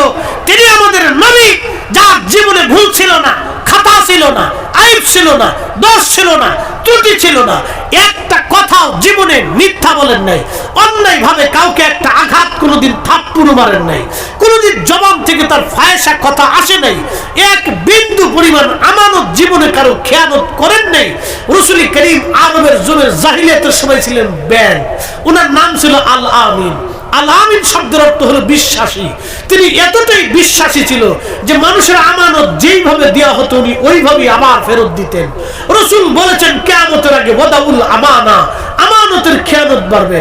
সন্তান বাবার হক নষ্ট করবে, বাবা সন্তানের হক নষ্ট করবে, মা সন্তানের হক নষ্ট করবে, সন্তান বাবার হক নষ্ট করবে, ধনীরা গরিবের হক মেরে খাবে, গরিবরা গরিবের হক মারবে, মানুষ ইতিমের সম্পদ নষ্ট করবে, অনেক বড় প্রভাবশালীরা দরিদ্র মানুষের সম্পদ চুরি করে খাবে।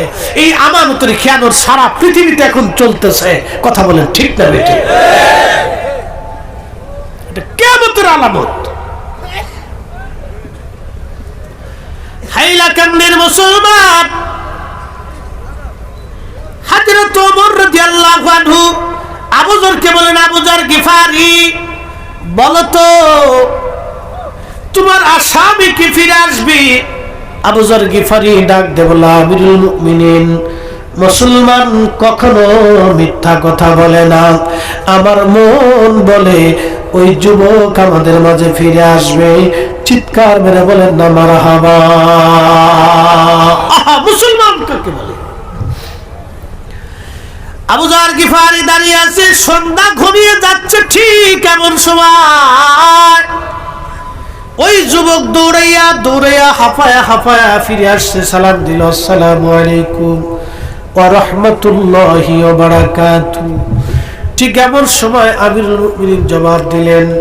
যুবক ডাক দিয়ে বলল, হুজুর আপনার আসামি ফিরে এসেছে, আমি আমার ছোট ভাইয়ের হক মিটাইয়া আমি আবার ফিরে আসছি।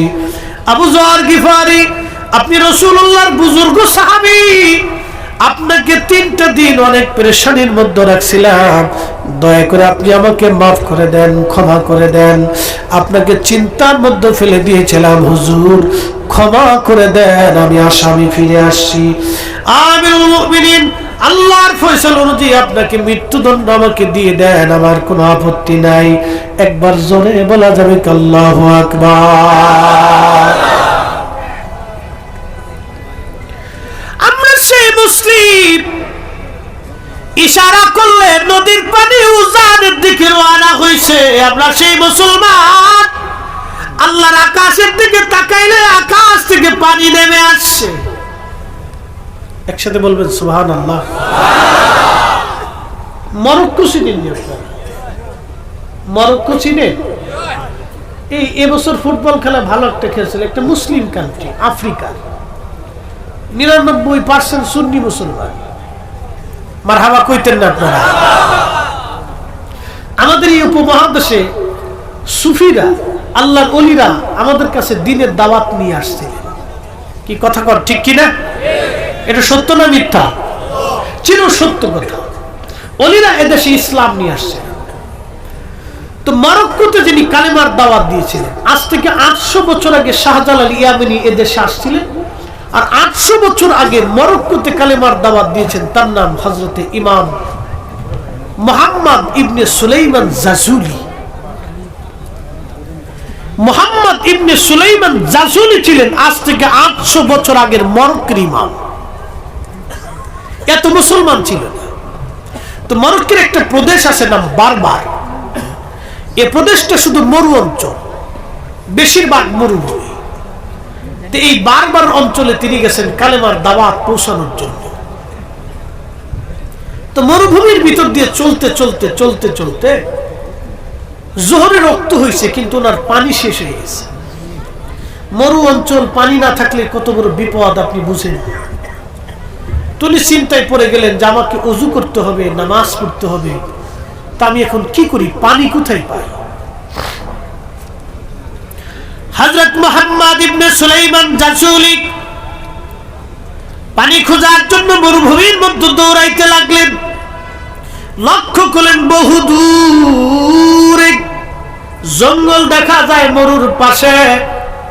হযরতে সুলাইমান জাজুলি চিন্তা করলেন, মরু যেহেতু আছে, পানির ব্যবস্থাও আছে, জঙ্গল যেহেতু আছে, পশু পাখিরাও আছে। আর পশু পাখি যেখানে, পানিরও ফায়সালা আছে সেখানে, কারণ পশু পাখিরা পানি ছাড়া বাঁচতে পারে না। আচ্ছা, আপনাদের ভারতে বড় বড় জঙ্গল আছে না? কথা কেন আসেনি? হাতি, ঘোড়া, গাধা, বিভিন্ন প্রাণী এই জঙ্গলে বাস করে। আপনারা বলেন তো, জঙ্গলে যে প্রাণীগুলি বাস করে ওদের পানির ব্যবস্থা কে করে? না না, হয়নি। একসাথে বলতে হবে, কে? যারা বলেন কে? আমাজন জঙ্গলে নাকি আফ্রিকার সরকাররা পানি দিয়ে আসে। আমাদের ভারত বাংলাদেশে আছে সুন্দরবন, সুন্দরবনে কি আমাদের সরকার পানি দিয়ে আসে? আপনাদের ভারতের ভিতরে অনেক বড় বড় জঙ্গল আছে, সরকার তো কোনোদিন পানি দেয় নাই। তাহলে যিনি ওদের পানির ব্যবস্থা করলেন, এক বাক্যে বলেন তিনি কে? আমাদের যিনি রিজিকের ফয়সালা করেন, এক বাক্যে বলেন তিনি কে? না না, জোরে বলতে হবে, কে? তাহলে আমরা গোলামি করব কার? সেজদা হবে কার? ইবাদত হবে কার? আইন মানব কার? আমাদের জীবনে আল্লাহর আইন মানতেই হবে। কথা কোন ঠিক না বেঠিক? প্রিয় উপস্থিতি, মনোযোগ দেন। মুহাম্মদ ইবনে সুলাইমান জাজুলি ওই জঙ্গলের ভিতরে গেলেন। জঙ্গলের মধ্যে যায় দেখলেন সুন্দর একটা গাছ, এই গাছের নিচে একটা করে ঘর। ঘরের দরজার পাশে দাঁড়ায় বললেন, কেউ আছো? দরজা খোলো। আমি মুহাম্মদ ইবনে সুলাইমান জাজুলি বলতেছি, আমি ওযু করব, পানি দাও, পানির কি কোনো ব্যবস্থা আছে? ঘরের ভিতর থেকে কোনো আওয়াজ নাই। মাহফিলের ভিতর তো উঠে কেনা, বসো বসো বসো। মুতে ধরলে সেলো মেশিনে একবারে চাপ দিয়ে ধরে বসে থাকতো, নড়াচড়া করা যাবে না। উঠলে বিপদ। মাহফিলের ভিতর থেকে লোক উঠে গেলে আল্লাহ বরকত উঠায় নিয়ে যায়, এই কথাটা মনে রাখবেন। কোনো উঠাউটি হবে না। যদি ফেসাবে ধরে তো সেলো মেশিনে একবারে কায়দা মতো চাপ দিয়ে ধরে রাখবে। প্রয়োজন বোধে একবারে তালা লাগাই দাও, কোনো আজকে কাহিনী হবে না। একবারে 2 ঘন্টার আগে কোনো উঠাউটি, লড়াচড়া, বসাবসি কিচ্ছু হবে না।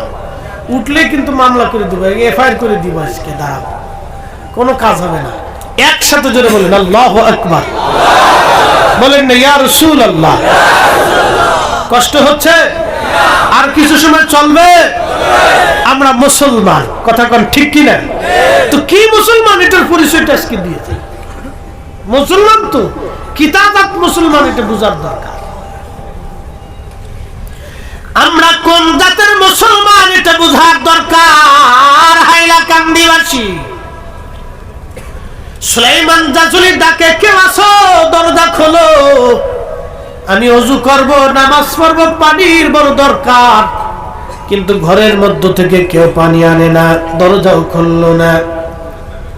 উনি লক্ষ্য করলেন দূরে একটা কুয়া দেখা যায়, কুয়ার পাশে দৌড়ায় গেলেন, কুয়ার মধ্যে তাকিয়ে দেখলেন পানিও আছে। সুলাইমান জাসুনি পানি উঠানোর মতো কোনো দড়ি নাই, বসক নাই, দড়িও তো দরকার, বালতিও দরকার, তাহলে কুয়ার ভিতর থেকে কি করে পানি উঠাবে? যদি কোনোদিন আপনারা মদিনায় যান, মদিনার থেকে বদর যাওয়ার সময় একটা এলাকা আছে নাম বীরে শেফা, একটা কুয়ার নাম বীরে শেফা। এই বীরে শেফা 70 জন নবী নামাজ পড়েছেন এবং 70 জন নবী এই বীরে শেফার পানি পান করেছেন। বদরের যুদ্ধ শেষে নবী ফিরে আসি, শত শত সাহাবী বীরে শেফার কাছে ভিড় করলেন, তাবু গাড়লেন। সাহাবীরা বলল, হুজুর, হাজার হাজার বছর ধরে কুয়ার মধ্যে পানি ছিল, কিন্তু আজকে পানি নাই, পানি শুকায় গেছে। আল্লাহর নবী বীরে শেফার পাশে গেলেন, প্রিয় নবীজি থুতু মুবারক শেফার মধ্যে ছেড়ে দিলেন, থুতু মুবারক পানির মধ্যে ফেলে দিলেন। কুয়ার নিচ থেকে পানি উঠে উঠে উঠে উঠে একেবারে কুয়া পরিপূর্ণ হয়ে গেল। 1450 বছর থেকে আজও পর্যন্ত সেই কুয়া বন্ধ হয় নাই, একটা দিনের জন্য পানি শেষ হয় নাই। আমার নবীর থুতুর এত বরকত, না জানি নবীর জীবনের কত বরকত। চিৎকার মেরে ধরে বলবেন কি ইয়া রাসূলুল্লাহ? খাবার আছে, কথা কোন শক্তি আছে? নবীর থুতুর এত বরকত, যারা বলে রাসূলুল্লাহ আমাদের মতো, ওকে বলবেন তাহলে তুই থুতু মেরে কুয়ার নিচ থেকে পানি উঠা, যদি উড়াইতে না পারো তাহলে তোর একবারে বাটাম চালান দিয়ে দিব। আজকে আমার দিকে তাকা, 800 বছর আগে শাহজালাল ইয়ামানি মুজাররিদি এদেশে আসছিলেন। শুধু উনি একা না, আরো 360 জন সাথে ছিল। সবাই নামাজ পড়ছেন নাভির নিচে হাত বেঁধে, চিরসত্য। আমি দলিল দিব না, দলিল বহু আছে, পাবলিক দলিল বুঝে না, আপনাদেরকে যুক্তি দিয়ে আজকে বুঝাই দিয়ে যাই, অন্তরে ব্রেনে সারা জীবন গেঁথে রাখবেন। শাহজালাল ইয়ামানি মুজাররিদি নাভির নিচে হাত বেঁধে নামাজ পড়ছেন। উনি যদি বুকের উপরে হাত বেঁধে নামাজ পড়তেন, এদেশের 800 বছর ধরে কোটি কোটি মুসলমান বুকের উপরে হাত বেঁধে নামাজ পড়ত।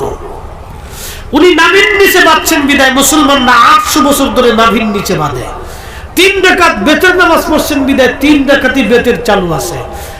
আর 20 রাকাত তারাবি পড়ছেন বিদায় 20 রাকাত তারাবি চালু আছে। আজকে ওরা কারা?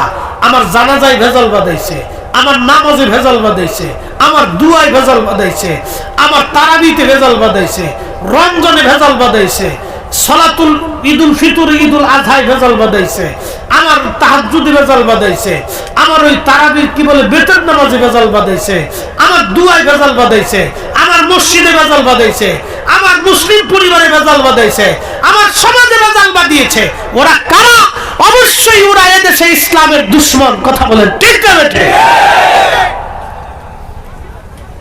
মিথ্যার বিরুদ্ধে কথা বলতেই হবে। শাহজালাল ইয়ামানি মুজাররিদি এদেশে ভেসে আসেন নাই, শুধু ইয়ামান থেকে আরব হয়ে দিল্লির নিজামউদ্দিন আউলিয়ার সাথে দেখা সাক্ষাৎ করে দেশে এসেছিলেন। যাই নামাজ বিছিয়ে সুরমা নদী পার হয়েছিলেন। আজকে দেয়ারে তো সুরমা, সেই দেয়ারে তো সুরমা ছিল না। 800 বছর আগে বিরাট বড় নদী ছিল, সেই নদী যাই নামাজ বিছিয়ে পার হয়েছে। তোমরা যারা বিরাট বড় হকের ডিব্বা এনে আমার ভারতবর্ষে এই উপমহাদেশে ইসলামের ভিতরে মুসলমানদের ভিতরে ফেরকা দিয়ে দিয়েছ, তোমরা শুনে রাখো, জেনে রাখো, 800 বছর আগে শাহজালাল ইয়ামানি যাই নামাজ বিছিয়ে যে নদী পার হয়েছিলেন, তোমরা যদি হকের কথা বলে থাকো, নিজেকে হক প্রমাণ করে থাকো, তাহলে তোমরাও সুরমা নদীর পাশে আসবে, বুড়িগঙ্গা নদীর পাশে আসবে, ব্রহ্মপুত্র নদীর পাশে আসবে, তোমরা কোন নদী যমুনার পাশে আসবে, তোমরা গঙ্গার পাশে আসবে, পদ্মার পাশে আসবে, তোমাদের সব শায়েখ হুজুরদেরকে ডেকে আনবে, আমরা যাই নামাজ দিব, দোয়া কালাম পরে যাই নামাজ বিছিয়ে পদ্মা নদী পার হবা। যদি পার হইতে পারো, আমরা হাইলাকান্দির মুসলমান, ভারতের মুসলমান, বিনা বাক্যে তোমাদেরকে বিশ্বাস করে নিব। আর যদি পার হইতে না পারো, পানির মধ্যে ডুবে পড়ো, তাহলে আমরা তোমাদেরকে কায়দা মতো পানির মধ্যে চুবাইয়ে ধরবো। কথা বলেন না কেন? জোরে বলে। ফাজলিমির একটা সীমা আছে। আমার দেশে এসে ফাজলিমি শুরু হয়েছে। হাইলাকান্দির মুসলমান খুবই মনোযোগ দিয়ে শুনিয়া যান। হযরত মুহাম্মদ ইবনে সুলাইমান জাসুলি রাহমাতুল্লাহ আলাইহি তিনি বলতেছেন, আমি কুয়া দেখলাম কিন্তু পানি আছে, দড়ি নাই, মশক নাই, কি করে পানি উঠাবো? চিন্তায় পড়ে গেলাম আমি। ওই অবস্থায় আমি দড়ি আর মশক জঙ্গলের মধ্যে খুঁজতে লাগলাম। এদিকে দৌড়াই, ওদিকে দৌড়াই, ঘরের কাছে আসি, কুয়ার পাশে যাই, কিন্তু ঘর থেকে কেউ বের হয় না। আমার দড়ি বালতির জন্য কেউ সাহায্য করে না। এমন সময় লক্ষ্য করলাম আফ্রিকান মরক্কোর একটা ছোট্ট বালিকা অদূরে দাঁড়াইয়া দাঁড়াইয়া মুস্কি মুস্কি হাসে।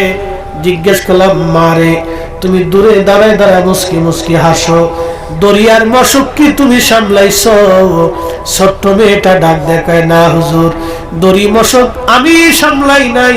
তাহলে বলো কে সামলাইছে? বলে, হুজুর কেউ সামলাই নাই, এই কুয়ার পানি উঠানোর জন্য দরিয়ার মশক লাগে না। বলে, মা বলো কি, কুয়ার পানি উঠাবো, দড়িও নাই, মশক নাই, কি করে আমি কুয়ার পানি উঠাবো? ছোট্ট মেয়েটি ডাক দেখা, হুজুর আপনার নাম কি, পরিচয় কি? তখন আমি বললাম, আমার নাম মুহাম্মদ ইবনে সুলাইমান জাসুলি। বলল, হুজুর আপনার নাম আমরা শুনছি, আপনি মস্ত বড় মুহাদ্দিস, অনেক বড় আপনি আলিম, তবে হুজুর একটা প্রশ্ন করি, জবাব দিবেন। বলো মা, কি প্রশ্ন তুমি বলো। ছোট্ট মেয়েটি বলল, হুজুর মনে কিছু নিবেন না, দরিয়ার মশক ছাড়া কি কুয়ার নিচ থেকে পানি কি উঠানো যায় না? বলে, মা কুয়ার নিচ থেকে দড়ি বালতি ছাড়া কি করে পানি আমি উঠাবো বলো। ছোট্ট মেয়েটি বলল, হুজুর তাহলে আপনি দূরে দাঁড়ান, আমি পানি উঠাই। সুলাইমান জাসুলি বললেন, আমি আশ্চর্য। ছোট্ট মেয়েটা একটা পাথর ঠেলা দিয়ে কুয়ার পাশে পাথর ধাক্কা দিয়ে পাথরের উপর দাঁড়াইয়া কুয়ার মধ্যে মুখ লাগাইয়া কি যেন পরে, আর কুয়ার মধ্যে থুতু মারে, কি যেন পরে আর কুয়ার মধ্যে থুতু মারতে লাগলো। ঠিক এমন সময় আমি দেখলাম কুয়ার নিচ থেকে পানি উঠে উঠে উঠে উঠে একেবারে কুয়া পরিপূর্ণ হইয়া ভরিয়া গেল। একবার জোরে বলা যাবে আল্লাহু আকবার। আমি বিভোর হয়ে রাসূল নামের দুরূদ পড়ে যাই, ওই নামের মাঝে কি যেন এক শান্তি খুঁজে পাই, ওই নামই আমার গলার মালা, ওই নাম জপে মোর জুড়াই জ্বালা। আমার সব ভুল হবে না পেলে ওই, আমার সব ভুল হবে না পেলে ওই চরণ তলে ঠাই, ওই নামের মাঝে কি যেন এক শান্তি খুঁজে পাই, ওই নামের মাঝে কি যেন এক শান্তি খুঁজে পাই। আল্লাহর ওলি মুহাম্মদ ইবনে সুলাইমান জাসুলি ডাক দিয়ে বলে, ও দুনিয়ার মানুষ, কুয়ার ভিতর থেকে পানি উঠে উঠে কুয়া ভরে গেল। একসাথে বলবেন আল্লাহু আকবার। মুসলমানদের পাওয়ার আছে, এই কথা কর না কেন, মুসলমানের পাওয়ার আছে। ছোট্ট মেয়েটি কি যেন বলল, কুয়ার মধ্যে থুথু মারল, কুয়ার নিচ থেকে পানি উঠে উঠে কুয়া ভরে গেল। ওই মেয়েটা দৌড়ে ঘরের মধ্যে চলে গেল। উনি বললেন, আমি ওই পানি পান করলাম, ওযু করলাম, ওই পানি ওযু করার পরে আমি নামাজ পড়লাম, নামাজ শেষ করার পরে আমি কুয়ার পাশে দাঁড়াইয়া ওই কুড়ে ঘরের পাশে যা ডাক দিলাম, ও মা দরজা খোলো, মা কে গো দরজা খোলো। বলে, হুজুর আপনি চলে যান, দরজা খোলা যাবে না। বলে, না মা, আমি মুহাদ্দিস, আমি অনেক বড় আলিম, আমার হাজার হাজার ছাত্র, মা আজও পর্যন্ত পারলাম না। দরিয়ার মশকবিহীন কি দোয়া পড়লা তুমি, কুয়ার মধ্যে থুতু মারলা, কুয়ার পানি তোমার কথা শুনলো, কুয়া পানি দিয়ে ভরে গেল। মা তুমি দোয়াটা আমারে শিখাও। বলে হুজুর আপনি চলে যান, এই দোয়া শিখানো আমার জন্য নিষেধ। বলে না মা, ওই দোয়ার মালিকের সাহেবের দোহাই দিচ্ছি, তুমি দয়া করে দরজাটা খুলো, তোমার সঙ্গে কথা বলে আমি বিদায় হয়ে যাব। মুসলিম কাকে বলে? মুসলিম কি জিনিস ছিল, কি জাত মুসলিম ছিল, কি জাতের মুসলিম? ছোট্ট মেয়েটি বলে হুজুর আপনি চলে যান। বলে না মা, ওই মালিকের সাহেবের দোহাই দিচ্ছি, দরজা খোলো। বলে হুজুর আপনি এমন একজনের দোহাই দিলেন, দরজা না খুলে পারলাম না। দরজা খুলে বললেন হুজুর ওই দোয়াটা অন্য কোনো দোয়া না, এটা আমার নবীর দুরূদ শরীফ।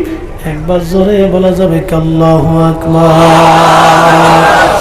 নবীর দরুদ পড় দিলে দিলে তোমরা, নবীর দরুদ পড় দিলে দিলে হৃদয় খুলে, নবীর দরুদ পড় দিলে দিলে গর্বেতে রাসূল দিওয়ানা টের পাইলেন না, মায়া মেনা খবর দিল জিবরাইল আমিনে হাই হাই খবর দিল জিবরাইল আমিনে রাইখো মনে, নবীর দরুদ পড় দিলে দিলে তোমরা, নবীর দরুদ পড় দিলে দিলে হৃদয় খুলে, নবীর দরুদ পড় দিলে দিলে।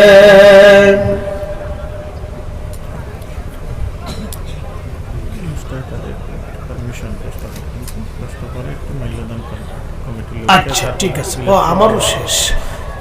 একসাথে জোরে বলি তো আল্লাহু আকবার। তাহলে বলেন নবীর দুরুদের বরকত আসে না নাই? এটা বাস্তব থেকে বলতেছি। ইমাম মুহাম্মদ ইবনে সুলাইমান জাসুলি দালাইলুল খায়রাতের মুকদ্দমার ভিতরে উনি ওনার জীবনীর আলোচনায় লিখে গেছেন। উনি ওনার নিজের কিতাব দালাইলুল খায়রাতের মুকদ্দমার মধ্যে তিনি লেখছেন ওনার জীবনী। মুহাম্মদ ইবনে সুলাইমান জাসুলি বললেন মা ওই দুরূদ শরীফটা তুমি আমারে শিখাও। বলে হুজুর বেয়াদবি নিবেন না, ওই দুরূদ শরীফ শিখাইতে আল্লাহর নবী আমাকে নিষেধ দিয়ে গেছেন, আমি দুরূদ অন্য কাউকে শিখাইতে পারবো না। বলে মা রাসূলুল্লাহর সাথে তোমার কি স্বপ্নে সাক্ষাৎ হয়? বলে প্রত্যেক রাত্রি নবীজির সাথে আমার কথা হয়। একসাথে বলবেন কি আল্লাহু আকবার? না না, আরো জোরে বলেন না ইয়া রাসূলুল্লাহ। বলেন নবী আছে না নাই? মান রাআনি ফিল মানামি ফাকাদ রাআল হক। আল্লাহ রাসূল সহিহ বুখারীর কিতাবুর রুয়ার মধ্যে বললেন যে আমাকে স্বপ্ন দেখলো সে বাস্তবে আমি নবী দেখছে। আমি নবী নিজে আসছি, আমি ছবি আসি নাই, আমি নবী নিজে আসছি। তার মানে নবীর জায়গা নবী আছে, উম্মতের চোখের জায়গা চোখ নাই। এ ভাই হাইলাকান্দির মুসলমান মনোযোগ দিয়ে কথা শুনিয়া যান। সূর্য আকাশে উঠে, অন্ধ চোখে দেখে না, এটা অন্ধের চোখের দোষ, সূর্যের দোষ না। আমার নবী নবীর জায়গায় নবী আছে, উম্মতের চোখের জায়গা চোখ নাই, উম্মতের চোখের দোষ, আমার নবীর দোষ না। যারা বলে নবী নাই, নবী দেখতে পারে না, নবীর ক্ষমতা নাই, ওরা মিথ্যাবাদী কাজ্জাব এবং দাজ্জাল। ওদের থেকে ঈমান বাঁচানো সময়ের দাবি। কথা বলেন ঠিক কিনা? সাচ্ছে মুসলমান তারা নামে মুসলমান, ইমানদারের ঈমান নিয়ে করছে যারা খেলা, ওরাই তো আসলে এজিদেরই চেলা। হ্যাঁ কথা বলেন ঠিক কিনা? দাড়ি টুপি পাগড়ি আছে দেখতে মাওলানা, ভিতরে নাই নবী প্রেম ইয়াজিদে ভরা।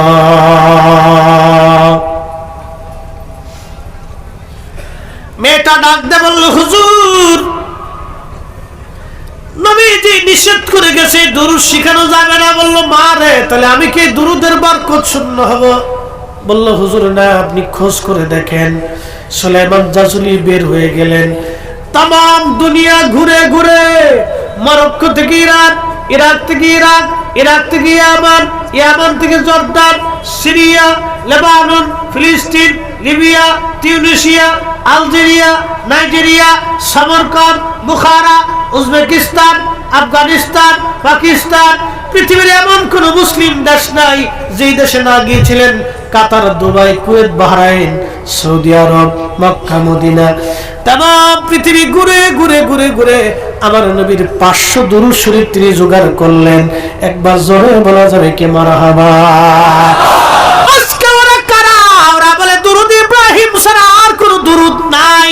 ওরা দারুণ মিথ্যাবাদী, দুশমনে রাসূল। এই কথা বলেন না কেন? জোরে বলেন। ওরা বেদাতের ফতোয়া দিয়ে এই জমিন থেকে দুরূদ বন্ধ করে দিতে চায়। জমিন কার? একসাথে বলেন, কার? আসমান কার? আসমানের নিচে, জমিনের উপরে সূর্য আল্লাহর আইন মানে, চাঁদ আল্লাহর আইন মানে, আকাশ আল্লাহর আইন মানে, বৃষ্টি আল্লাহর আইন মানে, মেঘ আল্লাহর আইন মানে, জমিন আল্লাহর আইন মানে, পশু পাখির আল্লাহর আইন মানে, মানুষ আল্লাহর কেউ কেউ আইন মানে, কেউ মানে না। জিনেরা কেউ আল্লাহর আইন মানে, কেউ মানে না। ফেরেশতারা আল্লাহর আইন মানে, সমগ্র সৃষ্টিগুলি আল্লাহর আইন মানে। আপনার চোখ আপনার আইনে চলে না, আল্লাহর আইনে চলে। আপনার জিহ্বা আপনার আইনে চলে না, আল্লাহর আইনে চলে। আপনার শরীরের রক্ত, ব্লাড সার্কুলেশন আপনার আইনে চলে না, আল্লাহর আইনে চলে। আপনার শ্বাস প্রশ্বাস আপনার আইনে চলে না, এটা আল্লাহর আইনে চলে। কি কথা কন না কেন? তাহলে আল্লাহর জমিনে আল্লাহর জিকির যেখানে, নবীর দুরূদ সেখানে চলবে। বেদাতের দোহাই দিয়ে যারা বন্ধ করতে চায়, আমরা সুন্নিরা জিন্দা থাকতে এই জমিন থেকে দুরূদ মিলাদ উঠবে না। কথা কন না কেন? ঠিক কি না? হাত উঁচু করে বলেন, ঠিক না বেঠিক?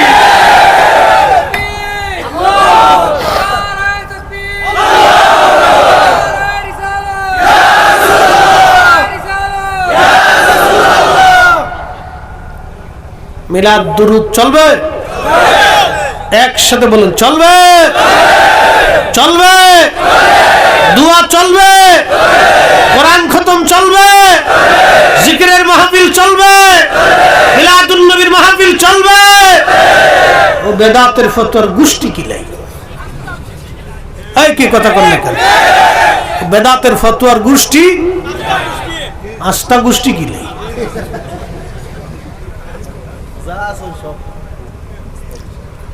মনোযোগ দেন, মনে কষ্ট কেউ নিবেন না। দিতাছি, পয়সা দিতে হবে জিকির করে। হ্যাঁ দিচ্ছি, ওয়াজ আমার শেষ। চলবো? 1.5 ঘন্টা হয়েছে, এরপরও চলবো? কিতা আজাদ মুসলমান, কিতা হইতারে বালামাত পছন্দ। জিকির হইতো নি? জিকির করিয়া পরে যায় তো বিড়ি টানবা, রাত মুশকিল। জিকির টিকির করিয়া পরে যায় একটা বাক্কা জিকির হইছো, বা সেটা খুব মজার জিকির হয়েছে, দেন একটা বিড়ি দেবা। কিন্তু জিকির করি হিসাব করলো রে বা। জিকির করার পরে এটা চলবে না। জিকির কার? জবান কার? আল্লাহর জবানে আল্লাহর জিকির হবে, সেই জবানে অন্য কিছু হালাল, এই হারাম অন্য কিছু চলবে না। কি কথা কন না কেন? ঠিক কিনা? হালাল ব্যতীত অন্য কিছু চলবে না। জিকির করাবো ইনশাআল্লাহ। 5 মিনিট কথাটা শেষ করে দেব, নাহলে বুঝবেন না। সুলাইমান, মুহাম্মদ ইবনে সুলাইমান জাসুলি তাম দুনিয়া ঘুরিয়ে দুরূদ শরীফ জোগাড় করে সেই মরক্কের বারবারে ওই জঙ্গলে আবার গেছে। এক বিছামান জঙ্গলে একা আশিক রাসূল, তার সাথে আমার নবীর সাক্ষাৎ হয়। কল্পনা করতে পারবেন দুর্ভেদ্যের জামানাতে satellite, internet, YouTube channel, media কিচ্ছু ছিল না। অক্ষুণ্ণ যোগাযোগ ব্যবস্থায় সেই কঠিন সময় আমার রাসূলের দরবারে উম্মতের খবর হয়ে গেল। আমার নবীর রাডার ছিল কি রাডার। আল্লাহ রাসূল প্রত্যেক রাত্রি ছোট্ট মেয়েটার সাথে দিদার করতেন, কথা বলতেন। মেয়েটা ডাক দিয়ে বলতেছে, হুজুর আমি আমার মার কাছ থেকে দুরূদ শিখছি। আমার মা প্রত্যেক দিন এশার নামাজের পরে, ফজরের পরে দুরূদ শরীফ না পড়ে মা কখনো কাজে হাত দেয় না, বিছনায় মা ঘুমায় না। একসাথে জোরে বলবেন মারহাবা। আর আমাদের দেশের বেডিরা স্টার জলসা না দেখলে তার ঘুমই হয় না। এটা কই লাভ নাই। অনেকের মেকআপ নষ্ট হবে, অজুই করে না, পুরো বেডির বেডি কি বাউল হইছি। মনে করছে মেকআপ দিয়ে এই আলতাসোনো পাউডার লাগে সুন্দরী হয়ে যাবে। আচ্ছা আলতাসোনো পাউডার লাগলে যদি সুন্দর হওয়া যায় তা আফ্রিকার মানুষ কালা কে? এই কি কথা কর না কে, জোরে কর। আফ্রিকার মানুষ কালা কে? সব মেডিসিন আলতাসোনো পাউডার লিপস্টিক সব আফ্রিকায় পাঠাই দাও। দেখি যদি ওরা আগে ফর্সা করে আমরা এটার ইউজ করব। তার মানে আফ্রিকায় গেলে ফিটুনি ছাড়া কপালে কোনো কিছু নাই। সুলাইমান জাসুলি দুরূদ জোগাড় করে মেয়েটার কাছে যা বলল, মা অনেক দুরূদ আনছি, তুমি দেখো কোনটা। মেয়েটা বলল, হুজুর এই দুরূদের মধ্যে দুরূদ শরীফ আছে, কিন্তু কোনটা বলা যাবে না। বলে না, মাথার একটু দাগায় দাও। বলে দাগও দেওয়া যাবে না। বলে মার এই দুরূদের বরকত কি আমার নসিব হবে না? বলে হ্যাঁ হবে। তবে কি করতে পারি? বলে হুজুর প্রত্যেক দিন আপনি এই কিতাব খতম দিতে থাকবেন, দালাইলুল খায়রাত, এই কিতাব আপনি খতম দিতে থাকেন প্রত্যেক রাত্রি। বলে এই কিতাব আপনি খতম দিতেন। শুনেন ওনার মর্যাদা। আশিক রাসূল মুহাম্মদ ইবনে সুলাইমান জাজুলি ইন্তেকাল হলো 70 বছর পরে। উনার দেশের বাচ্চা, উনি বললেন না আমার এত বড় ইমাম, এত বড় আলেম, এত বড় আশিক রাসূল অন্য কোথাও থাকবে না, তাকে কবর থেকে নিয়ে আসা লাগবে। যখন কবর থেকে তারে উঠানো হলো, 70 বছর ভিতরে মাটির নিচে একজন মানুষ, 70 বছর মাটির নিচে একজন মানুষ, কাফনের কাপড় মাটিতে ধরলো না, শরীরের ত্বক নষ্ট হলো না, একটা চুল খসে পড়ে যায় নাই, এমনকি শরীরের লাবণ্যতা নষ্ট হয় নাই, রক্ত সঞ্চালন ব্লাড সার্কুলেশন তখনো বন্ধ হয় নাই। আরে 70 বছর পরে যেইভাবে 70 বছর আগে দাফন করা হয়েছিল, 70 বছর পরে ওইভাবেই তার কবরের মধ্যে পাওয়া গেছে। একবার জোরে বলা যাবে কি আল্লাহু আকবার। তেলের গাড়ি তেলে চলে, হাওয়ার গাড়ি হাওয়ায় উড়ে, বিনা তেলে চালায় গাড়ি নবী সুলাইমান। আমরা সেই মুসলমান, আমরা সেই মুসলমান। আল্লাহ রাসূল বলছেন, ইমাম জৌজি তিনি জালাউল আফহামের মধ্যে, ইমাম ইবনে কাইয়্যিম জৌজি জালাউল আফহামের মধ্যে তিনি হাদিসে কারিমা নকল করেন, মান সাল্লা আলাইয়া ফি ইয়াউমিন আলফা মাররা। আমার নবী বলেন, উম্মত প্রত্যেক দিন যদি তুমি 1000 বার আমি নবীর শানে দুরূদ পড়তে পারো, লাম ইয়ামুত, মৃত্যু হবে না তোমার, হাত্তা ইয়ারা মাকাদাহু মিনাল জান্নাহ, হাত্তা ইয়ারা মাকাদাহু মিনাল জান্নাহ। দুনিয়ার জগৎ থেকে তুমি জান্নাতের মাকাদা না দেখা পর্যন্ত তোমার মউত হবে না, মৃত্যু হবে না। একবার জোরে বলা যাবে কি সুবহানাল্লাহ? তাহলে বলেন দুরূদ চলবে? আওয়াজ তুলে বলেন চলবে? জোরে বলেন চলবে? জবান খুলে দিই কিছু সময় দুরূদ শরীফ পড়ি। আল্লাহুম্মা সাল্লি আলা, একটু সাবধান না, চিনি ছাড়া লবণ ছাড়া, লবণ দিয়ে দিছে, এগুলো তো আমার প্রেশার উঠতেছে।